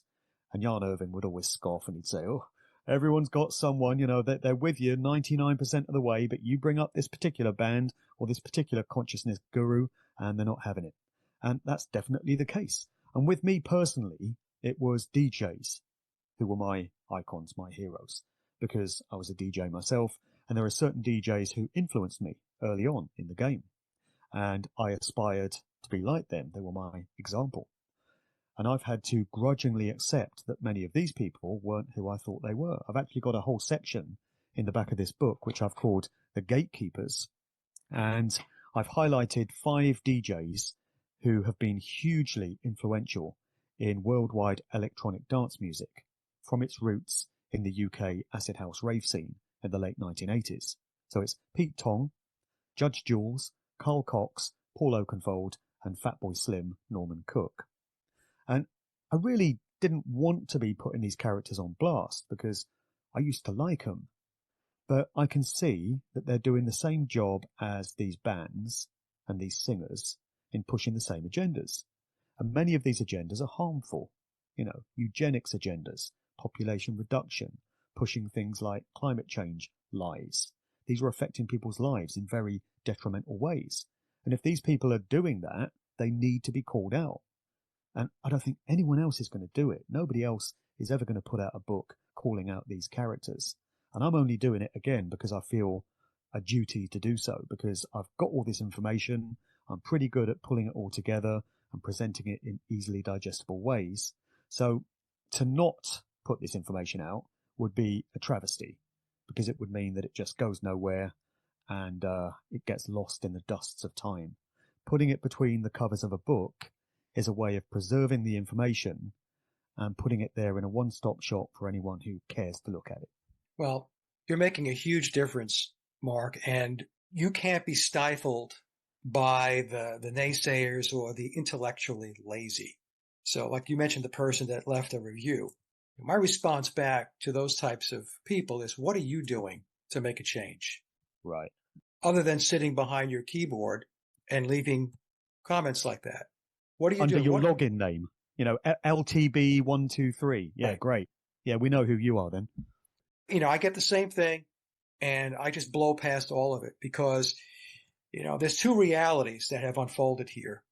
We have a reality where there are people that have awakened and see this for what it really is. And I'm talking about everything, the music industry, entertainment, politics, the media, the military, everything. And then you've got that other reality, which unfortunately still has the majority that have bought into this illusion. And so by you writing your books, what you're doing is you're documenting it. It's hard copy. So people have this book now because the whole digital format, like the Kindle and all that stuff, that's designed so that content can be edited. So if there's anything down the line or even right now that the publisher or whomever doesn't want to have in a particular book, well, it's as easy as highlighting it and hitting the delete button and it's gone. Your work, writing the books, is very, very important. And because it's going to always be there as a documented piece of work that is calling out the truth. And so we can't be hindered by the majority of the people that they don't want to move off the dime. They don't really, really want to know the truth. They really don't. And for many people, I call it conspiratainment, Mark. They like the entertainment aspect of it. But when you get down to brass tacks, when you're really trying to push it forward, that's when they bail. That's right. You make a great point there about how important it is to preserve information offline. Because if the internet went down tomorrow, just imagine how much information would be lost forever. Right. So you've got people that make YouTube videos, and of course there's value in that. But if their channel was wiped, that would be the entirety of everything they've ever had to say and offer gone in the swipe of a button. At least with physical hard copy books, they can survive that. And I know books can be burnt. That's where the name Kindle comes from. For Amazon's electronic books, Mm-hmm. So that's kind of mockery there. But books can be hidden and secreted away. Right. And so potentially they can survive hundreds of years, and all that information within them survives for hundreds of years. So it's just so important to still be doing stuff offline and keep all your information offline as well, not on a cloud or anything like that. Just keep it on external storage drives. I never used the cloud ever. Do I ever use the cloud? So, just very important to be preserving information in this way. Where's it all going to go? Who knows? I don't have the answers. All these people that pop up on YouTube like LTB123, as you say, we never find out their real names. They're not brave enough and bold enough to publish under their own names.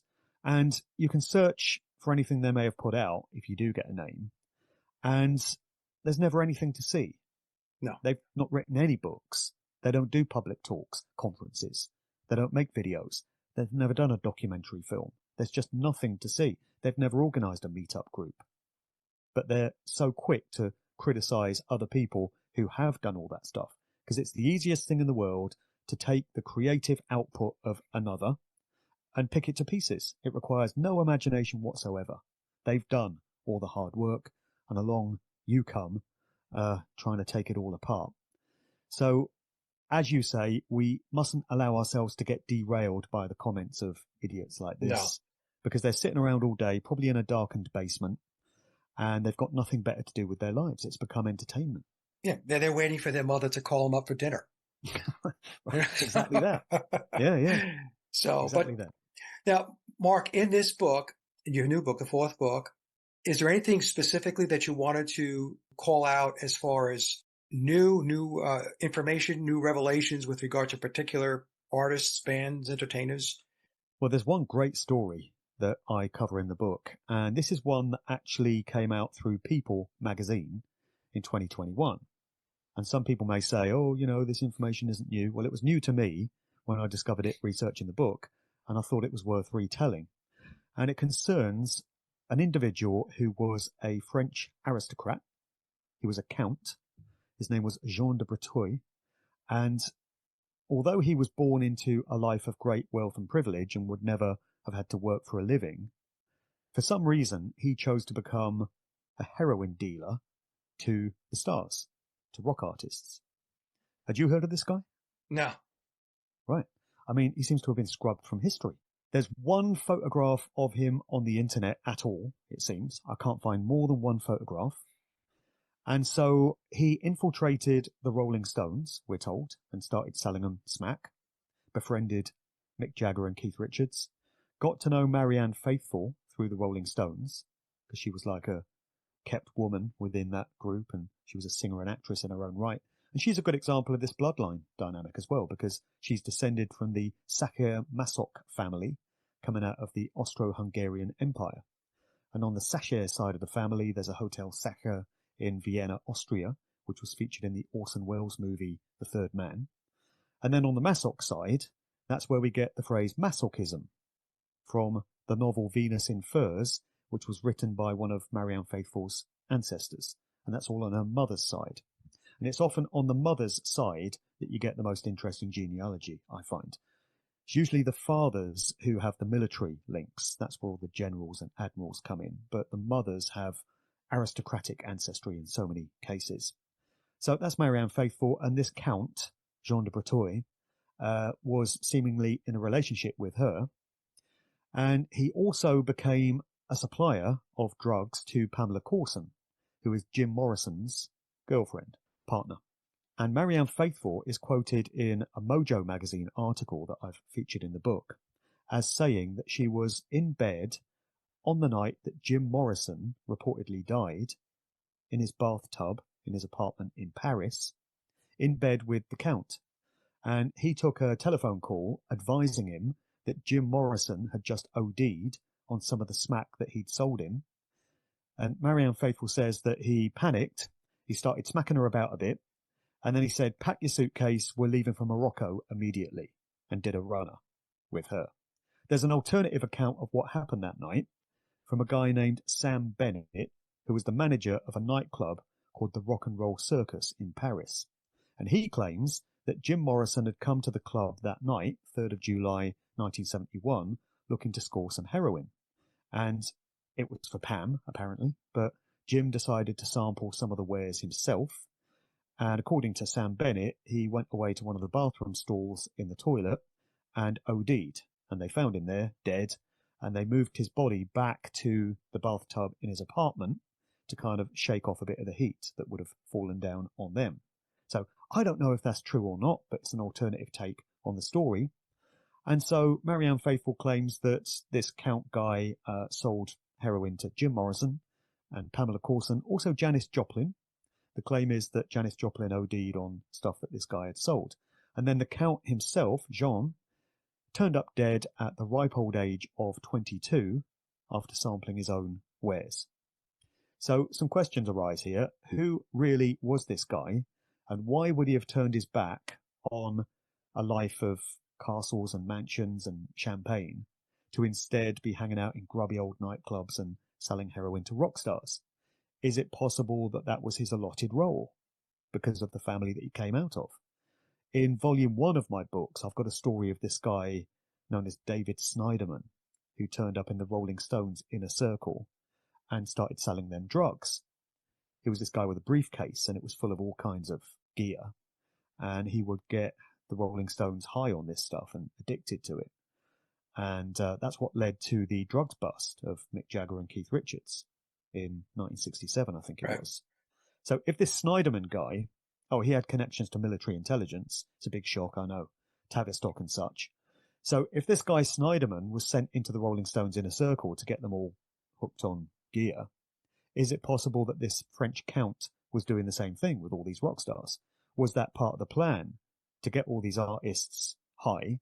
Maybe it was to influence the fans so they'd see their heroes, their icons, doing drugs, and they might be more inclined to adopt that lifestyle for themselves.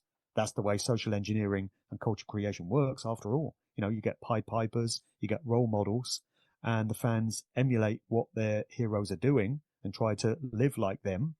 So could this have been part of an agenda just to get drugs more widely out there?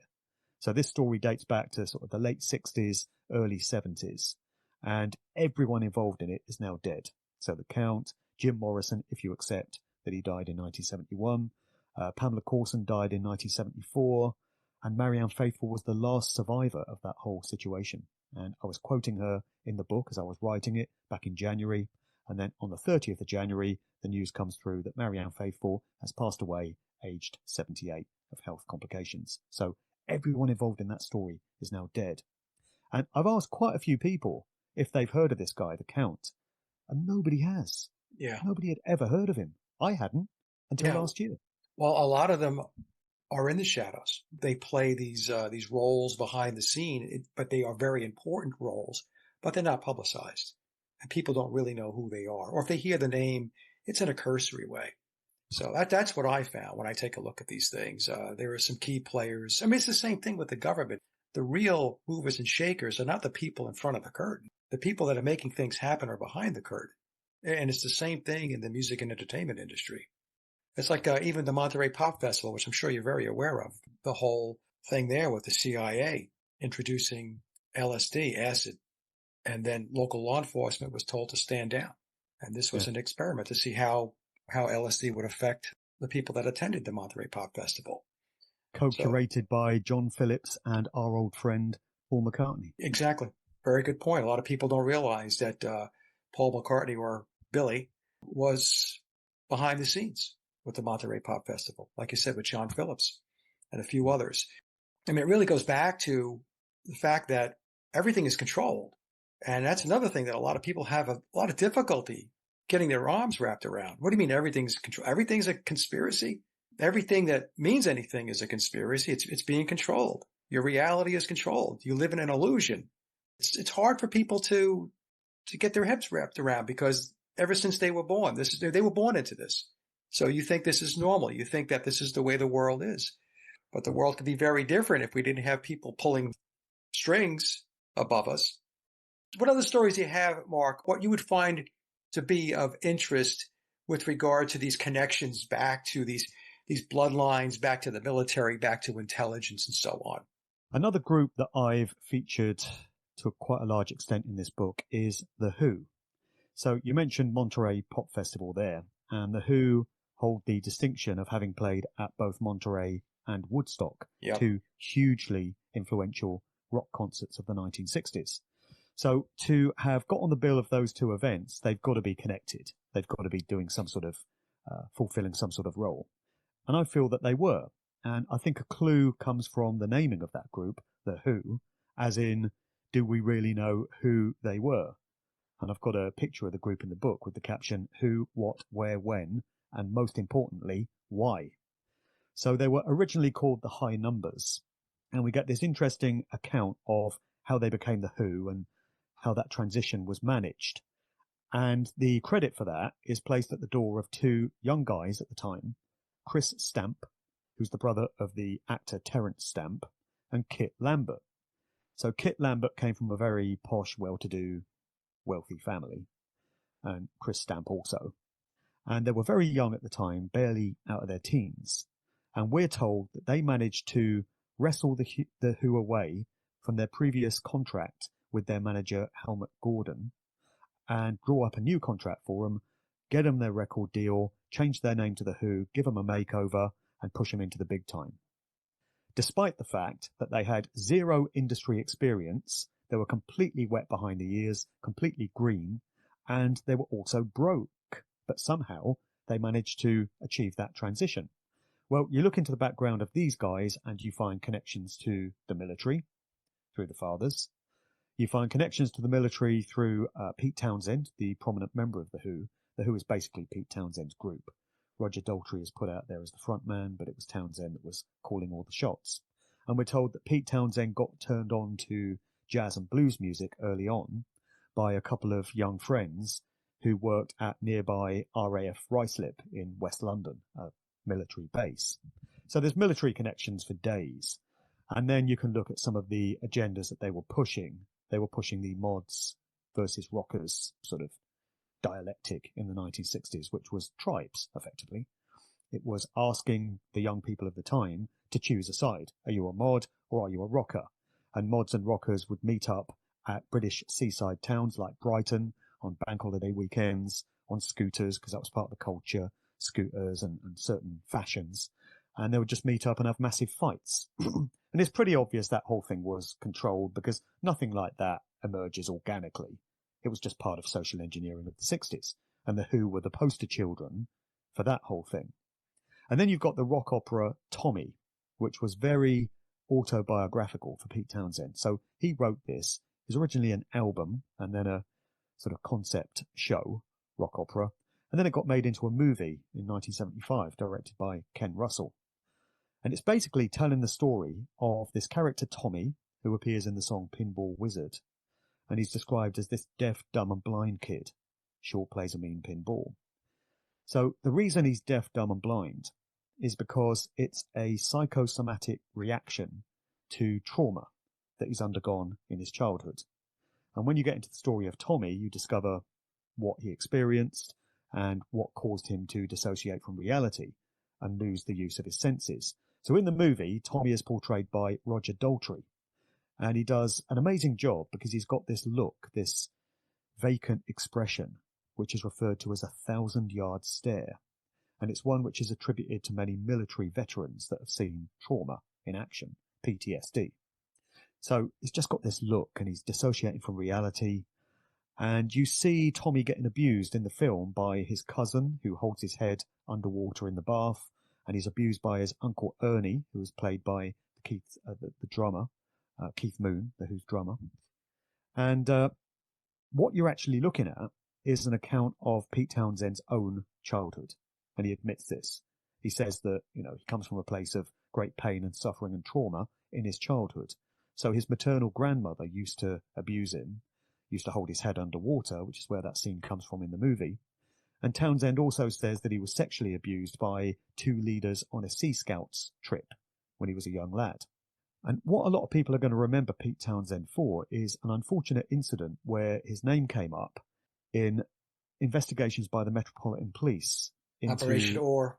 Operation Oar, exactly. Yeah. Investigations into child pornography. And it was revealed that Townsend had used his credit card to purchase access to sites which contained indecent images of children. And the way he defended this was to say that because he'd been sexually abused himself as a child, he wanted to better understand how the minds of these people worked. And so he was doing research to try and just get a bit of closure for himself. And incredibly, he got off. He wasn't charged. And although people will say, oh, he's a dodgy, he's a wrong, and that's why he was doing that, I'm actually buying the story because I've seen enough accounts of childhood abuse and SRA and all this to know that it really screws somebody up for life. And it's entirely understandable for me that Townsend would have been looking for answers and to try and understand these things a bit better. And so it was obviously very cathartic for him to put all this stuff into Tommy and just get it out there. And he says that he had an Indian guru that was like a spiritual advisor who suggested that he does this, just channel it into his work.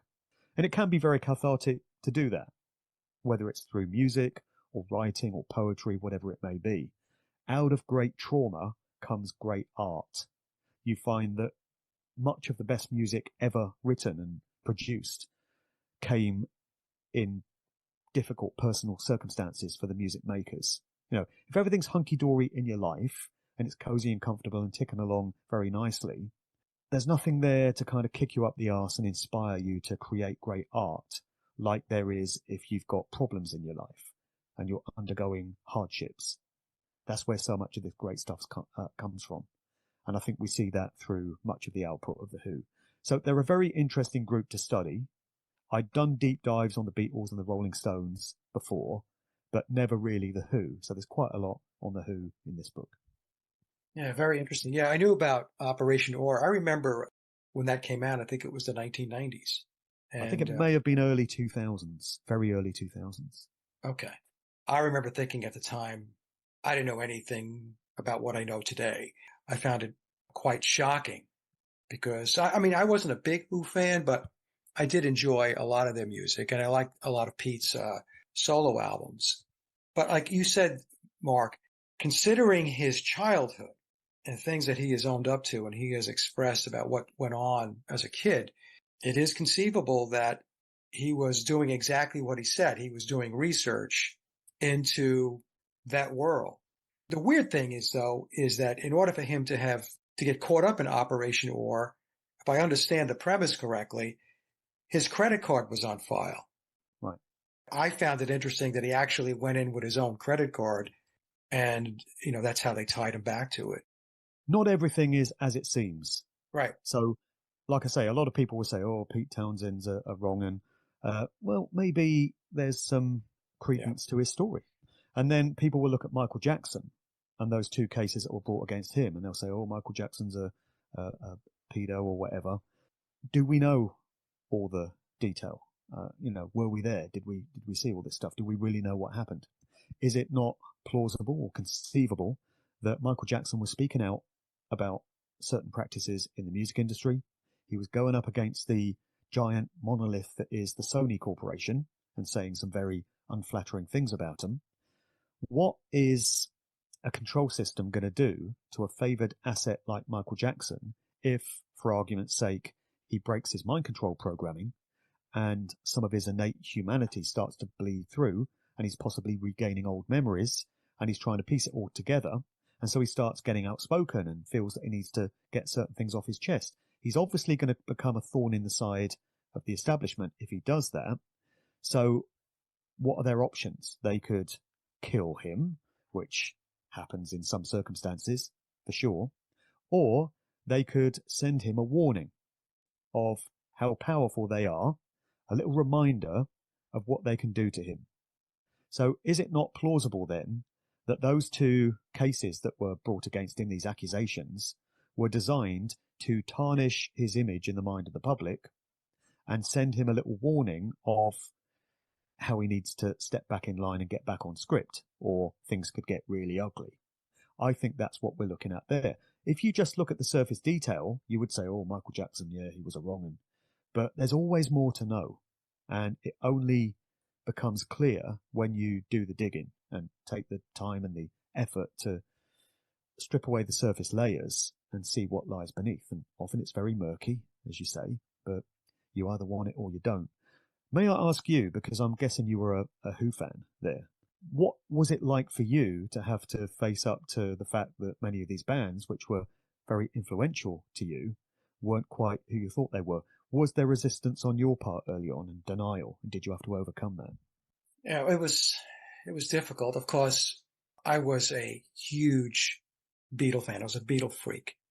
And in fact, when my brother used to come to my house, I had so much Beatle memorabilia that he said to me, your house is like a Beatle shrine. Parts of my house, not the entire house. So I was up to my eyeballs, Mark, in the illusion. And it wasn't just, the Beatles. It rolled into the, the Rolling Stones, into the Who, into the whole British invasion genre, classic rock. It got into Led Zeppelin as well. I was a big Zepp head.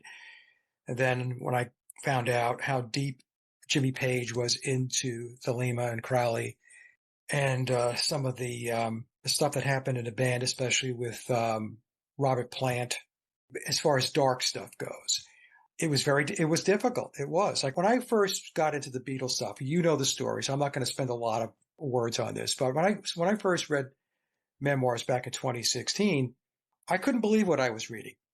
And I didn't want to believe what I was reading. I thought to myself, what is this? And something inside me sparked me to do additional research, because I could have done two things. It's the same thing with you, I'm sure.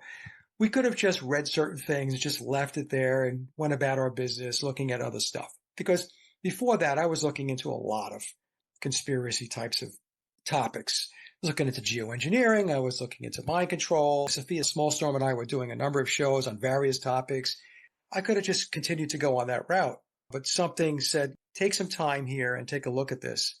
So when I started digging, it's like you were saying, once you start to dig in, you start to find and discover and come across information, and that leads you down a different path. So you can either get really uncomfortable with it and just leave it there and say, okay, I'm not going to look at this anymore because I don't want to believe this stuff.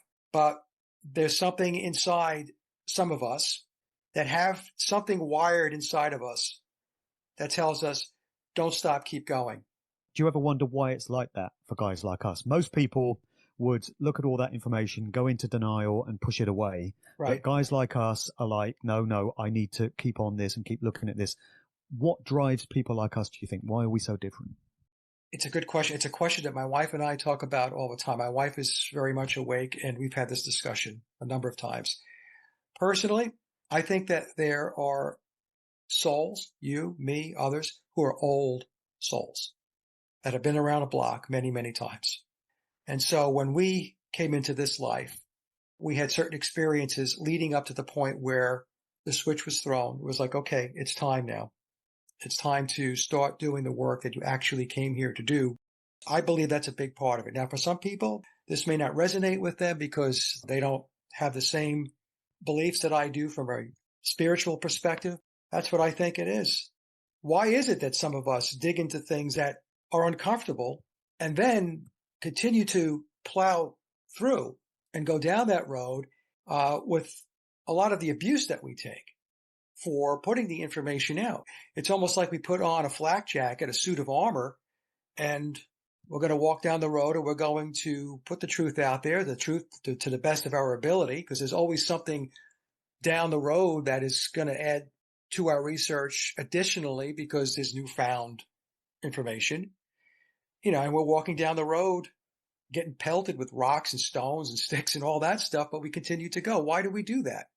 Isn't it a lot easier just to go with the flow? Do what most everybody else is doing, especially in Western society, sit in front of your television set, eat chips, drink beer, watch porn, pop pills.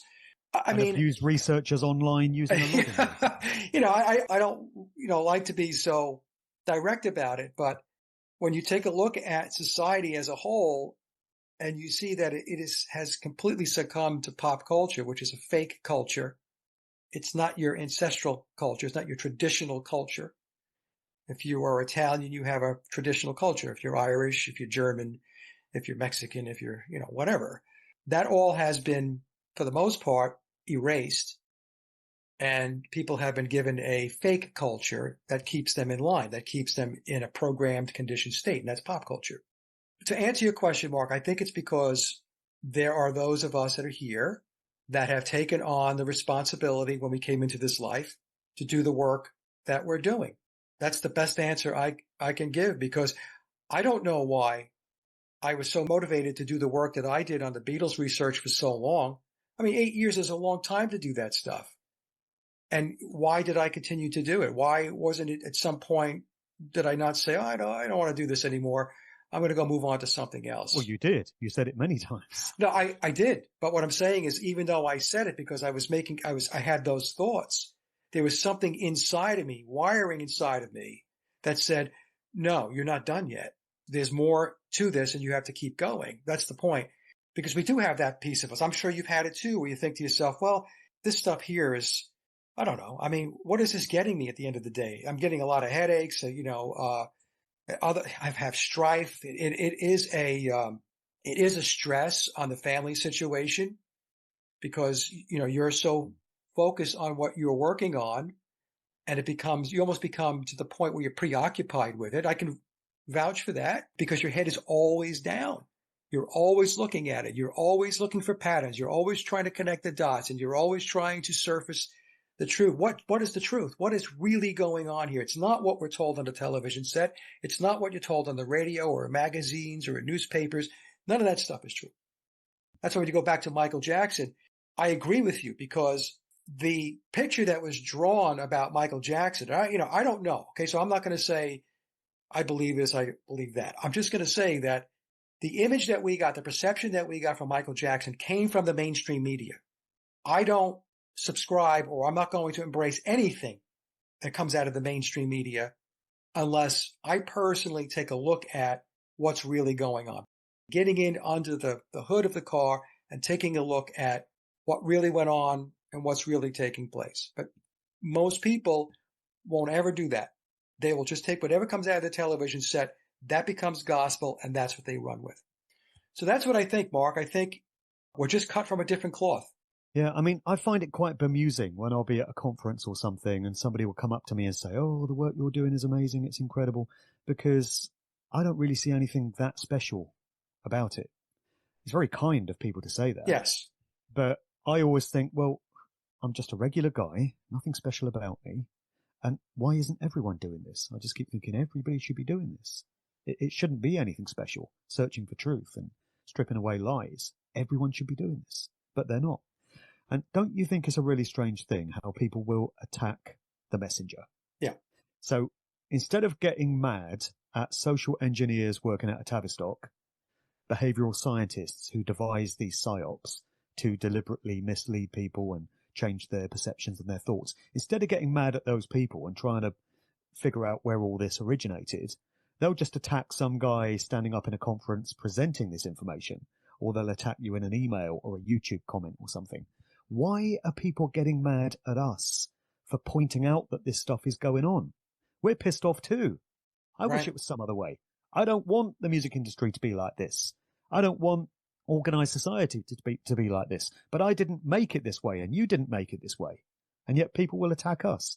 It's a very strange thing. I guess we're just easy targets because you can't identify who the behavioral scientist was that devised this particular psyop, but it's very easy to identify the guy that's telling you it took place. So you can just attack him and appease your conscience maybe and make yourself believe that you're doing something about it by attacking this guy and throwing flack his way, you know. It's a very strange dynamic. It is strange, and it is because we are recognizable. We're an easy target. We do podcasts, you write books. In our own names. In our own names. Or otherwise. Right. That's it. There's no aliases. There's no, we don't hide our faces. We're out there. So we become targets that they lash out at because we're bringing a message that they don't want to hear. They don't want to believe that these bands and these entertainers and these celebrities are what we're telling them that they are tools in the toolbox of the control system. They don't want to hear that. I had one guy in a podcast tell me, well, where's the mainstream information on these organizations like the Frankfurt School and Tavistock, as if there's going to be some revelation about what these entities are really all about. A peer-reviewed paper coming out of Cambridge University. Yeah, right. Yeah. I had one guy, one comment, this goes back years ago, it was the funniest comment. And he said, well, I never heard of the Beatles attending the Tavistock Institute, as if, they had little lunch boxes and they went on a little bus and that's where they went to school. You see, the problem is people don't want to take the time to dig in. We will present it. And instead of saying, okay, well, let me take a look at what Mark is presenting or Mike's presenting or anybody else, Dom and Chris, and let me get this understood at my own personal level. They won't do that. They won't do it. They would rather attack us and tell us we're crazy because I'm telling them that the music industry is completely controlled. Cradle to grave. It's controlled. It's a big psyop. It's a big mind control program to social engineer and to alter the landscape of your society and your culture. So, what are you talking about? Nobody's controlling me. Never mind your entire reality is controlled. You've got to go to work every day, 9 to 5. You have to pay to live. You think that that's normal? You think that that's a natural way to live? That if you don't have any money, you don't have a roof over your head, you can't feed yourself, you have no medical care? You think that that's natural? And that's before social credit scores come in. Exactly. I don't know, Mark. I do believe more and more people are becoming aware. Aware is different than waking up. Awake to me means that you really have a pretty good handle on most of the components of what constitutes this reality. Aware is you're kind of like, it's like when you first wake up in the morning and you're just blinking your eyes and you're realizing that, hey, something's off here. A lot of people should have figured out the control system going back to March of 2020 because the script was universal. It was worldwide. You in the UK had the same script that we had in the United States. We had the same script that they had over in Germany, in France, in Italy, everywhere. Australia, New Zealand. I mean, just pick a continent, pick a country. I ask people all the time, how do you think that happened? There has to be an overarching control system at the top that is driving the car. Why do you think you have the United Nations? Why do you think they have the World Trade Organization? Why do you think they have the World Health Organization? Why do you think you have the IMF? What do you think that these entities do? What do you think Tavistock does? What do you think that the Club of Rome does? What do you think that the Bilderberg Group does, the Trilaterals, the Council on Foreign Relations? And you try to educate people on this. I've even recommended And they go to books. Wikipedia and look them up.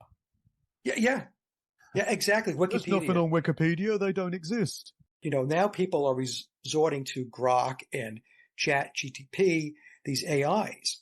And what they don't understand is that this is the next iteration of Wikipedia. So Wikipedia was designed to be a one-stop shop to promote official narratives because they didn't want people going off, reading different books and reading different reference material to go understand something. It's like, okay, well, we're going to make this really simple, convenient, thus lazy. I was having, intentionally, I went in and I was working with Grok on Twitter, which is X's AI, and I was asking questions about the music industry and the Beatles specifically. And all I was getting back, Mark, was official narrative results. And not only that, but the defense of the official narratives. So it wasn't just laying out what the official narrative says, but when you challenge these AIs, it continues to go back and to promote the official narrative. So it hunts and pecks in its knowledge base to look for data and information that will continue to support the official narrative. They dismiss the alternative theories as well. So, for instance, if you're researching the Beatles and you want to find out what it's got to say about Paul is dead, the idea that McCartney died and was replaced, it will just rubbish that and scoff at it. And if it references it at all, it will just say, oh, it's a ridiculous conspiracy theory. It was debunked years ago. I went to a 50th anniversary event in 2019 for the release of Abbey Road. And it was Mark Lewison, who is the Beatles' official biographer. And he was doing a tour and presenting the story of Abbey Road, how it came about, events surrounding it. Now, as you well know, this was 1969, sort of September, October 1969. And October of that year is when the McCartney death rumours went mainstream on the college circuit in America. All these students were phoning up college radio stations and presenting clues that they thought they'd perceived in Beatles album covers and stuff. So that, whichever way you cut it, that's an important piece of Beatles history, even if you don't accept that the rumours were real. So Lewison is presenting all this information about, in 1969 this happened and the Beatles went here and this and that. But there was no reference to that at all. And so I caught him in the break and I said, hey, Mark, you didn't mention the McCartney death rumours starting in October 69. And he just scoffed and said, you don't believe that old nonsense, do you?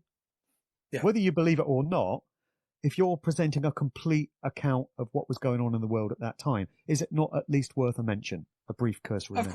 Of course, to talk about the rumors that were out there. In fact, the Beatles themselves acknowledged the rumors. So it is a part of the history. Whether you believe it or not, it is there. It is part of the Beatles lore. So anything else, Mark, with the book that you want people to know about? Anything that, even another story or? There is some very interesting stuff in the Gatekeepers section. I've chosen to home in on these DJs, these electronic dance music DJs, and I'm aware that there are going to be readers who aren't into that style of music, probably never went clubbing, never went raving, they're just not interested in it. And I would urge anyone whose instinct is to give those chapters a swerve to actually read them, because they're not about the electronic dance music. They are great illustrations of how gatekeepers are identified and selected and the job that they do. So they're the ones that are charged with steering a culture, a scene, a movement off in certain desired directions. We've seen it 100 times. It was happening in the 60s with all the counterculture hippie stuff. And my contention is that the acid house rave scene in the UK in the late 80s, which I was caught up in, was a reboot of what they'd done in the 60s in California. And so all the elements were the same. Well, the detail was slightly different. So in the 60s, it was LSD, the drug of choice. It was everywhere. The CIA were putting it out. We know this. There are documents to prove it. In the 80s, there's far less documentation to prove this. It's more of a hunch, but a fairly well-informed one, I would say. The ecstasy, the MDMA, which was the drug of choice, was getting put out there by British military intelligence. I've had people that were involved in the rave scene as promoters or DJs, and they've said, yeah, there were some dodgy characters that were pumping this stuff out. But like I say, it's more difficult to get the documentary evidence. But it was effectively a reboot of the LSD coming through the ecstasy. And then electronic dance music and rave culture was simply a repackaging of what was happening with all the music in the 60s and all these festivals like Monterey and Woodstock. They were being replicated by all the raves that were popping up around the UK. So these chapters give a really good illustration of how social engineering gets done. And I would just like people to get past the fact that I'm talking about dance music DJs. Don't focus on the music, just focus on the concepts that are, being revealed here. So I just wanted to make that point because the gatekeeper section is quite a large part of the book and I don't want people to stop reading there. And also, as I said at the start of the conversation, the subject areas are nothing new. It's more on mind control. It's more on dark occult, satanic stuff. It's more on social engineering, but it's detail that's not been presented before. It's examples. So people probably won't have heard about these particular artists and these particular bands that I'm referencing being used to push these agendas. So again, that's why I felt the need to put this book out, because I thought if I don't do it, nobody else is going to. And that's not me tooting my own horn. I'm just saying that I'm in a position where I've got all this information at my disposal. What do I do with it? Do I just leave it on my laptop hard drive and then one day I'll die and the laptop will just get destroyed and there's all the information gone? Or do I put it out in a book which potentially can outlive me by decades or even centuries? So that's why I did it. Your statement about the concepts, focus on the concepts, is so true, because the concepts, once you understand them, you can apply them to other topics, other areas where the control apparatus operates. So it doesn't matter whether it's DJs or it's a musician or it's a celebrity or it's this or it's that. Understand the mechanics of how it works. Then what you can do is you can then input a particular industry or a particular whatever, the mass media, politics, and it's applicable. Not to oversimplify it, but there is a template that they use. People will ask me sometimes, how come they don't change it up? I said, well, because it works. Why are they going to deviate exactly from it when it works? It works great. Exactly. If it's not broken, don't fix it. So anyway, but that's a very good point that you made about the concepts. It's excellent. And somebody wrote into me during the writing of this book to comment on the art world.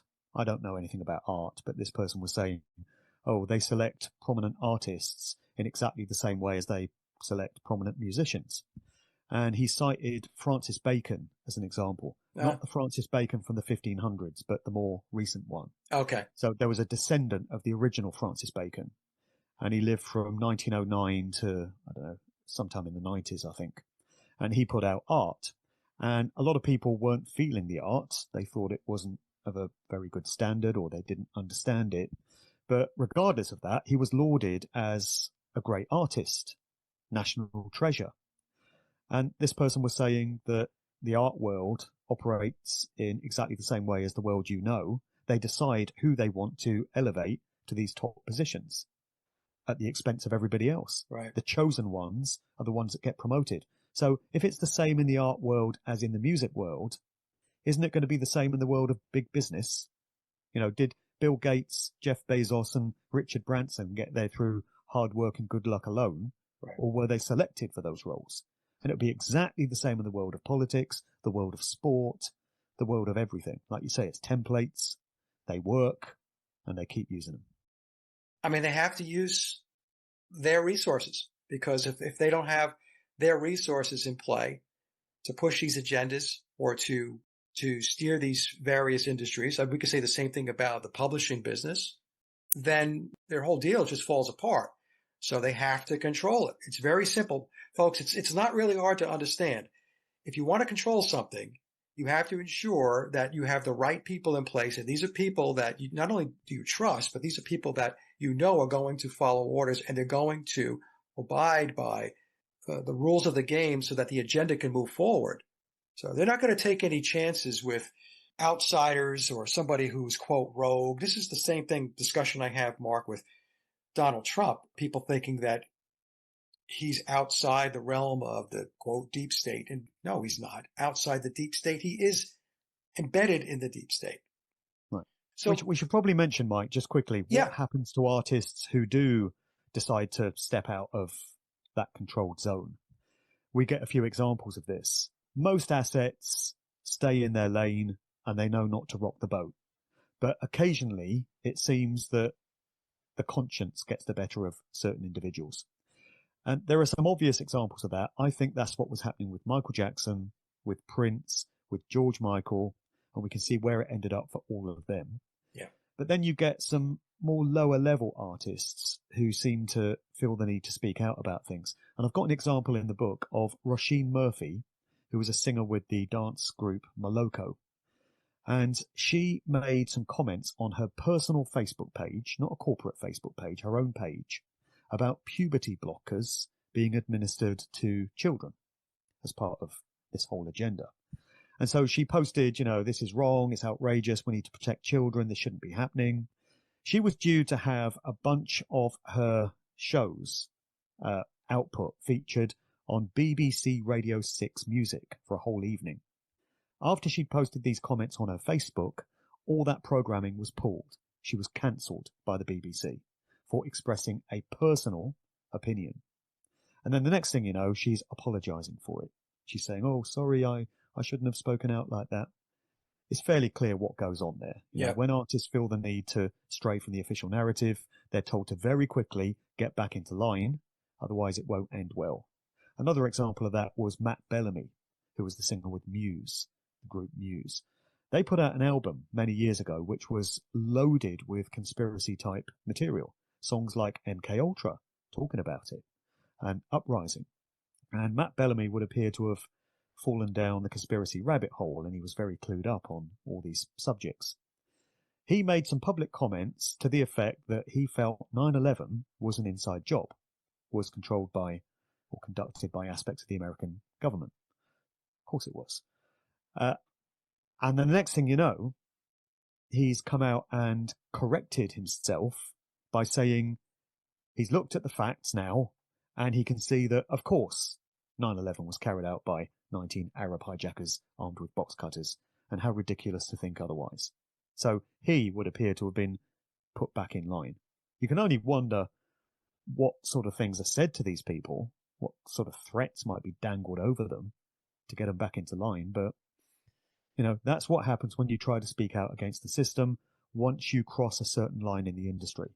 And I'm ending all the public talks that I'm doing to promote the new content in the book by saying that tells you that it can never be worth crossing that line. It can never be worth signing that contract. By all means, pursue a musical career if you feel to do so. Just be very wary of when that offer comes. Right. And don't sign that contract. Don't sign your life and your soul and your mind away. Stay below that line.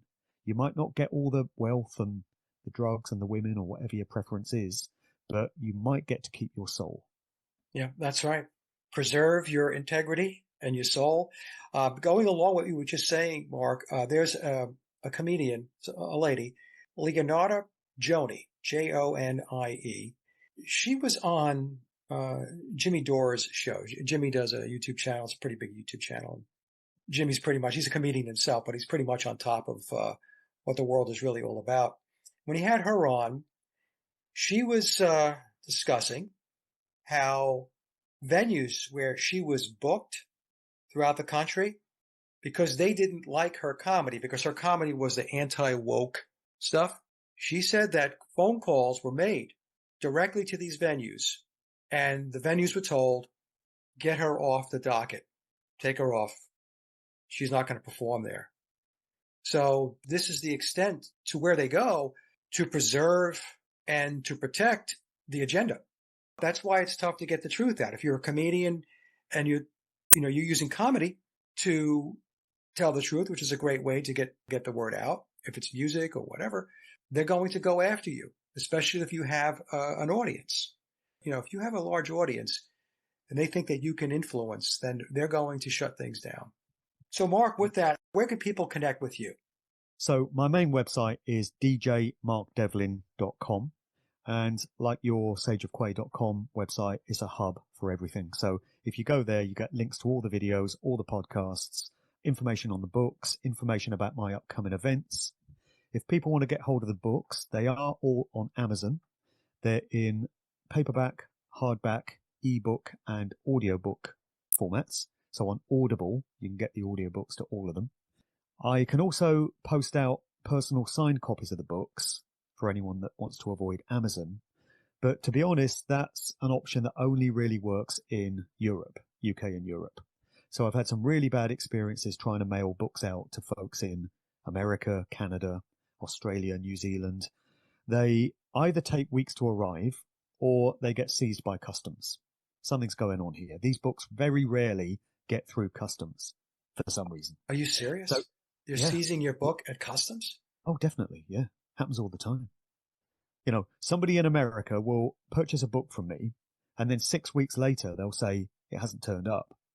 And then 2 weeks after that, I'll get an email from US Customs saying I've got to pay a $100 levy or something on my book or it's going to get seized. So I now tell people in America, just get it from Amazon. I know not everyone likes Amazon, but in all honesty, it's the easiest way to get hold of my book. Yeah. And I still get a cut from that. So, if you're in Europe, I can post out personal copies, no problem. So just drop me an email to markdevlin2022@protonmail.com. And all my other details are on that main website, which is djmarkdevlin.com. There's links there to my YouTube. I'm still on my 5th YouTube channel, but hanging on in there. BitChute, I don't know if you heard, but BitChute in the UK has ceased operating. Yep. So I used to be on BitChute, but that's gone for me now. So the alternatives to YouTube are Odyssey and Rumble. And that's it. So I'm on all of those. Yeah, BitChute it's not only shut down over in Europe, I think also down in South America too, with certain countries in South America. But they're doing it voluntarily. It's not like they've been ordered to do it. I got a message saying BitChute UK has decided that with the online safety bill and censorship and stuff coming in, we're just going to stop doing what we do. They weren't told to do it. I'd have thought they'd have carried on going until they were forced to stop. Yeah, that tells me that there were communications going to BitChute that in all likelihood told them the sooner the better you shut down. Otherwise, you're going to have a problem. You're going to have legal issues. Well, for the moment, Odyssey and Rumble are still there as alternatives. Yeah. To YouTube. Yeah. Well, Mark, it's been an absolute pleasure. I was glad to catch up with you. I think the last time we spoke was October of 2023. Right. So we have to probably catch up a little more often, but an absolute pleasure. I know my audience is going to love to hear from you, like I said, because they know all about your work and it's good stuff. It's really good stuff. Well, thank you, mate. I appreciate you getting me back on. It was a good conversation. Very fulfilling, very worthwhile, I feel. So thanks for hosting me. All right, Mark. Good luck with the book. Cheers.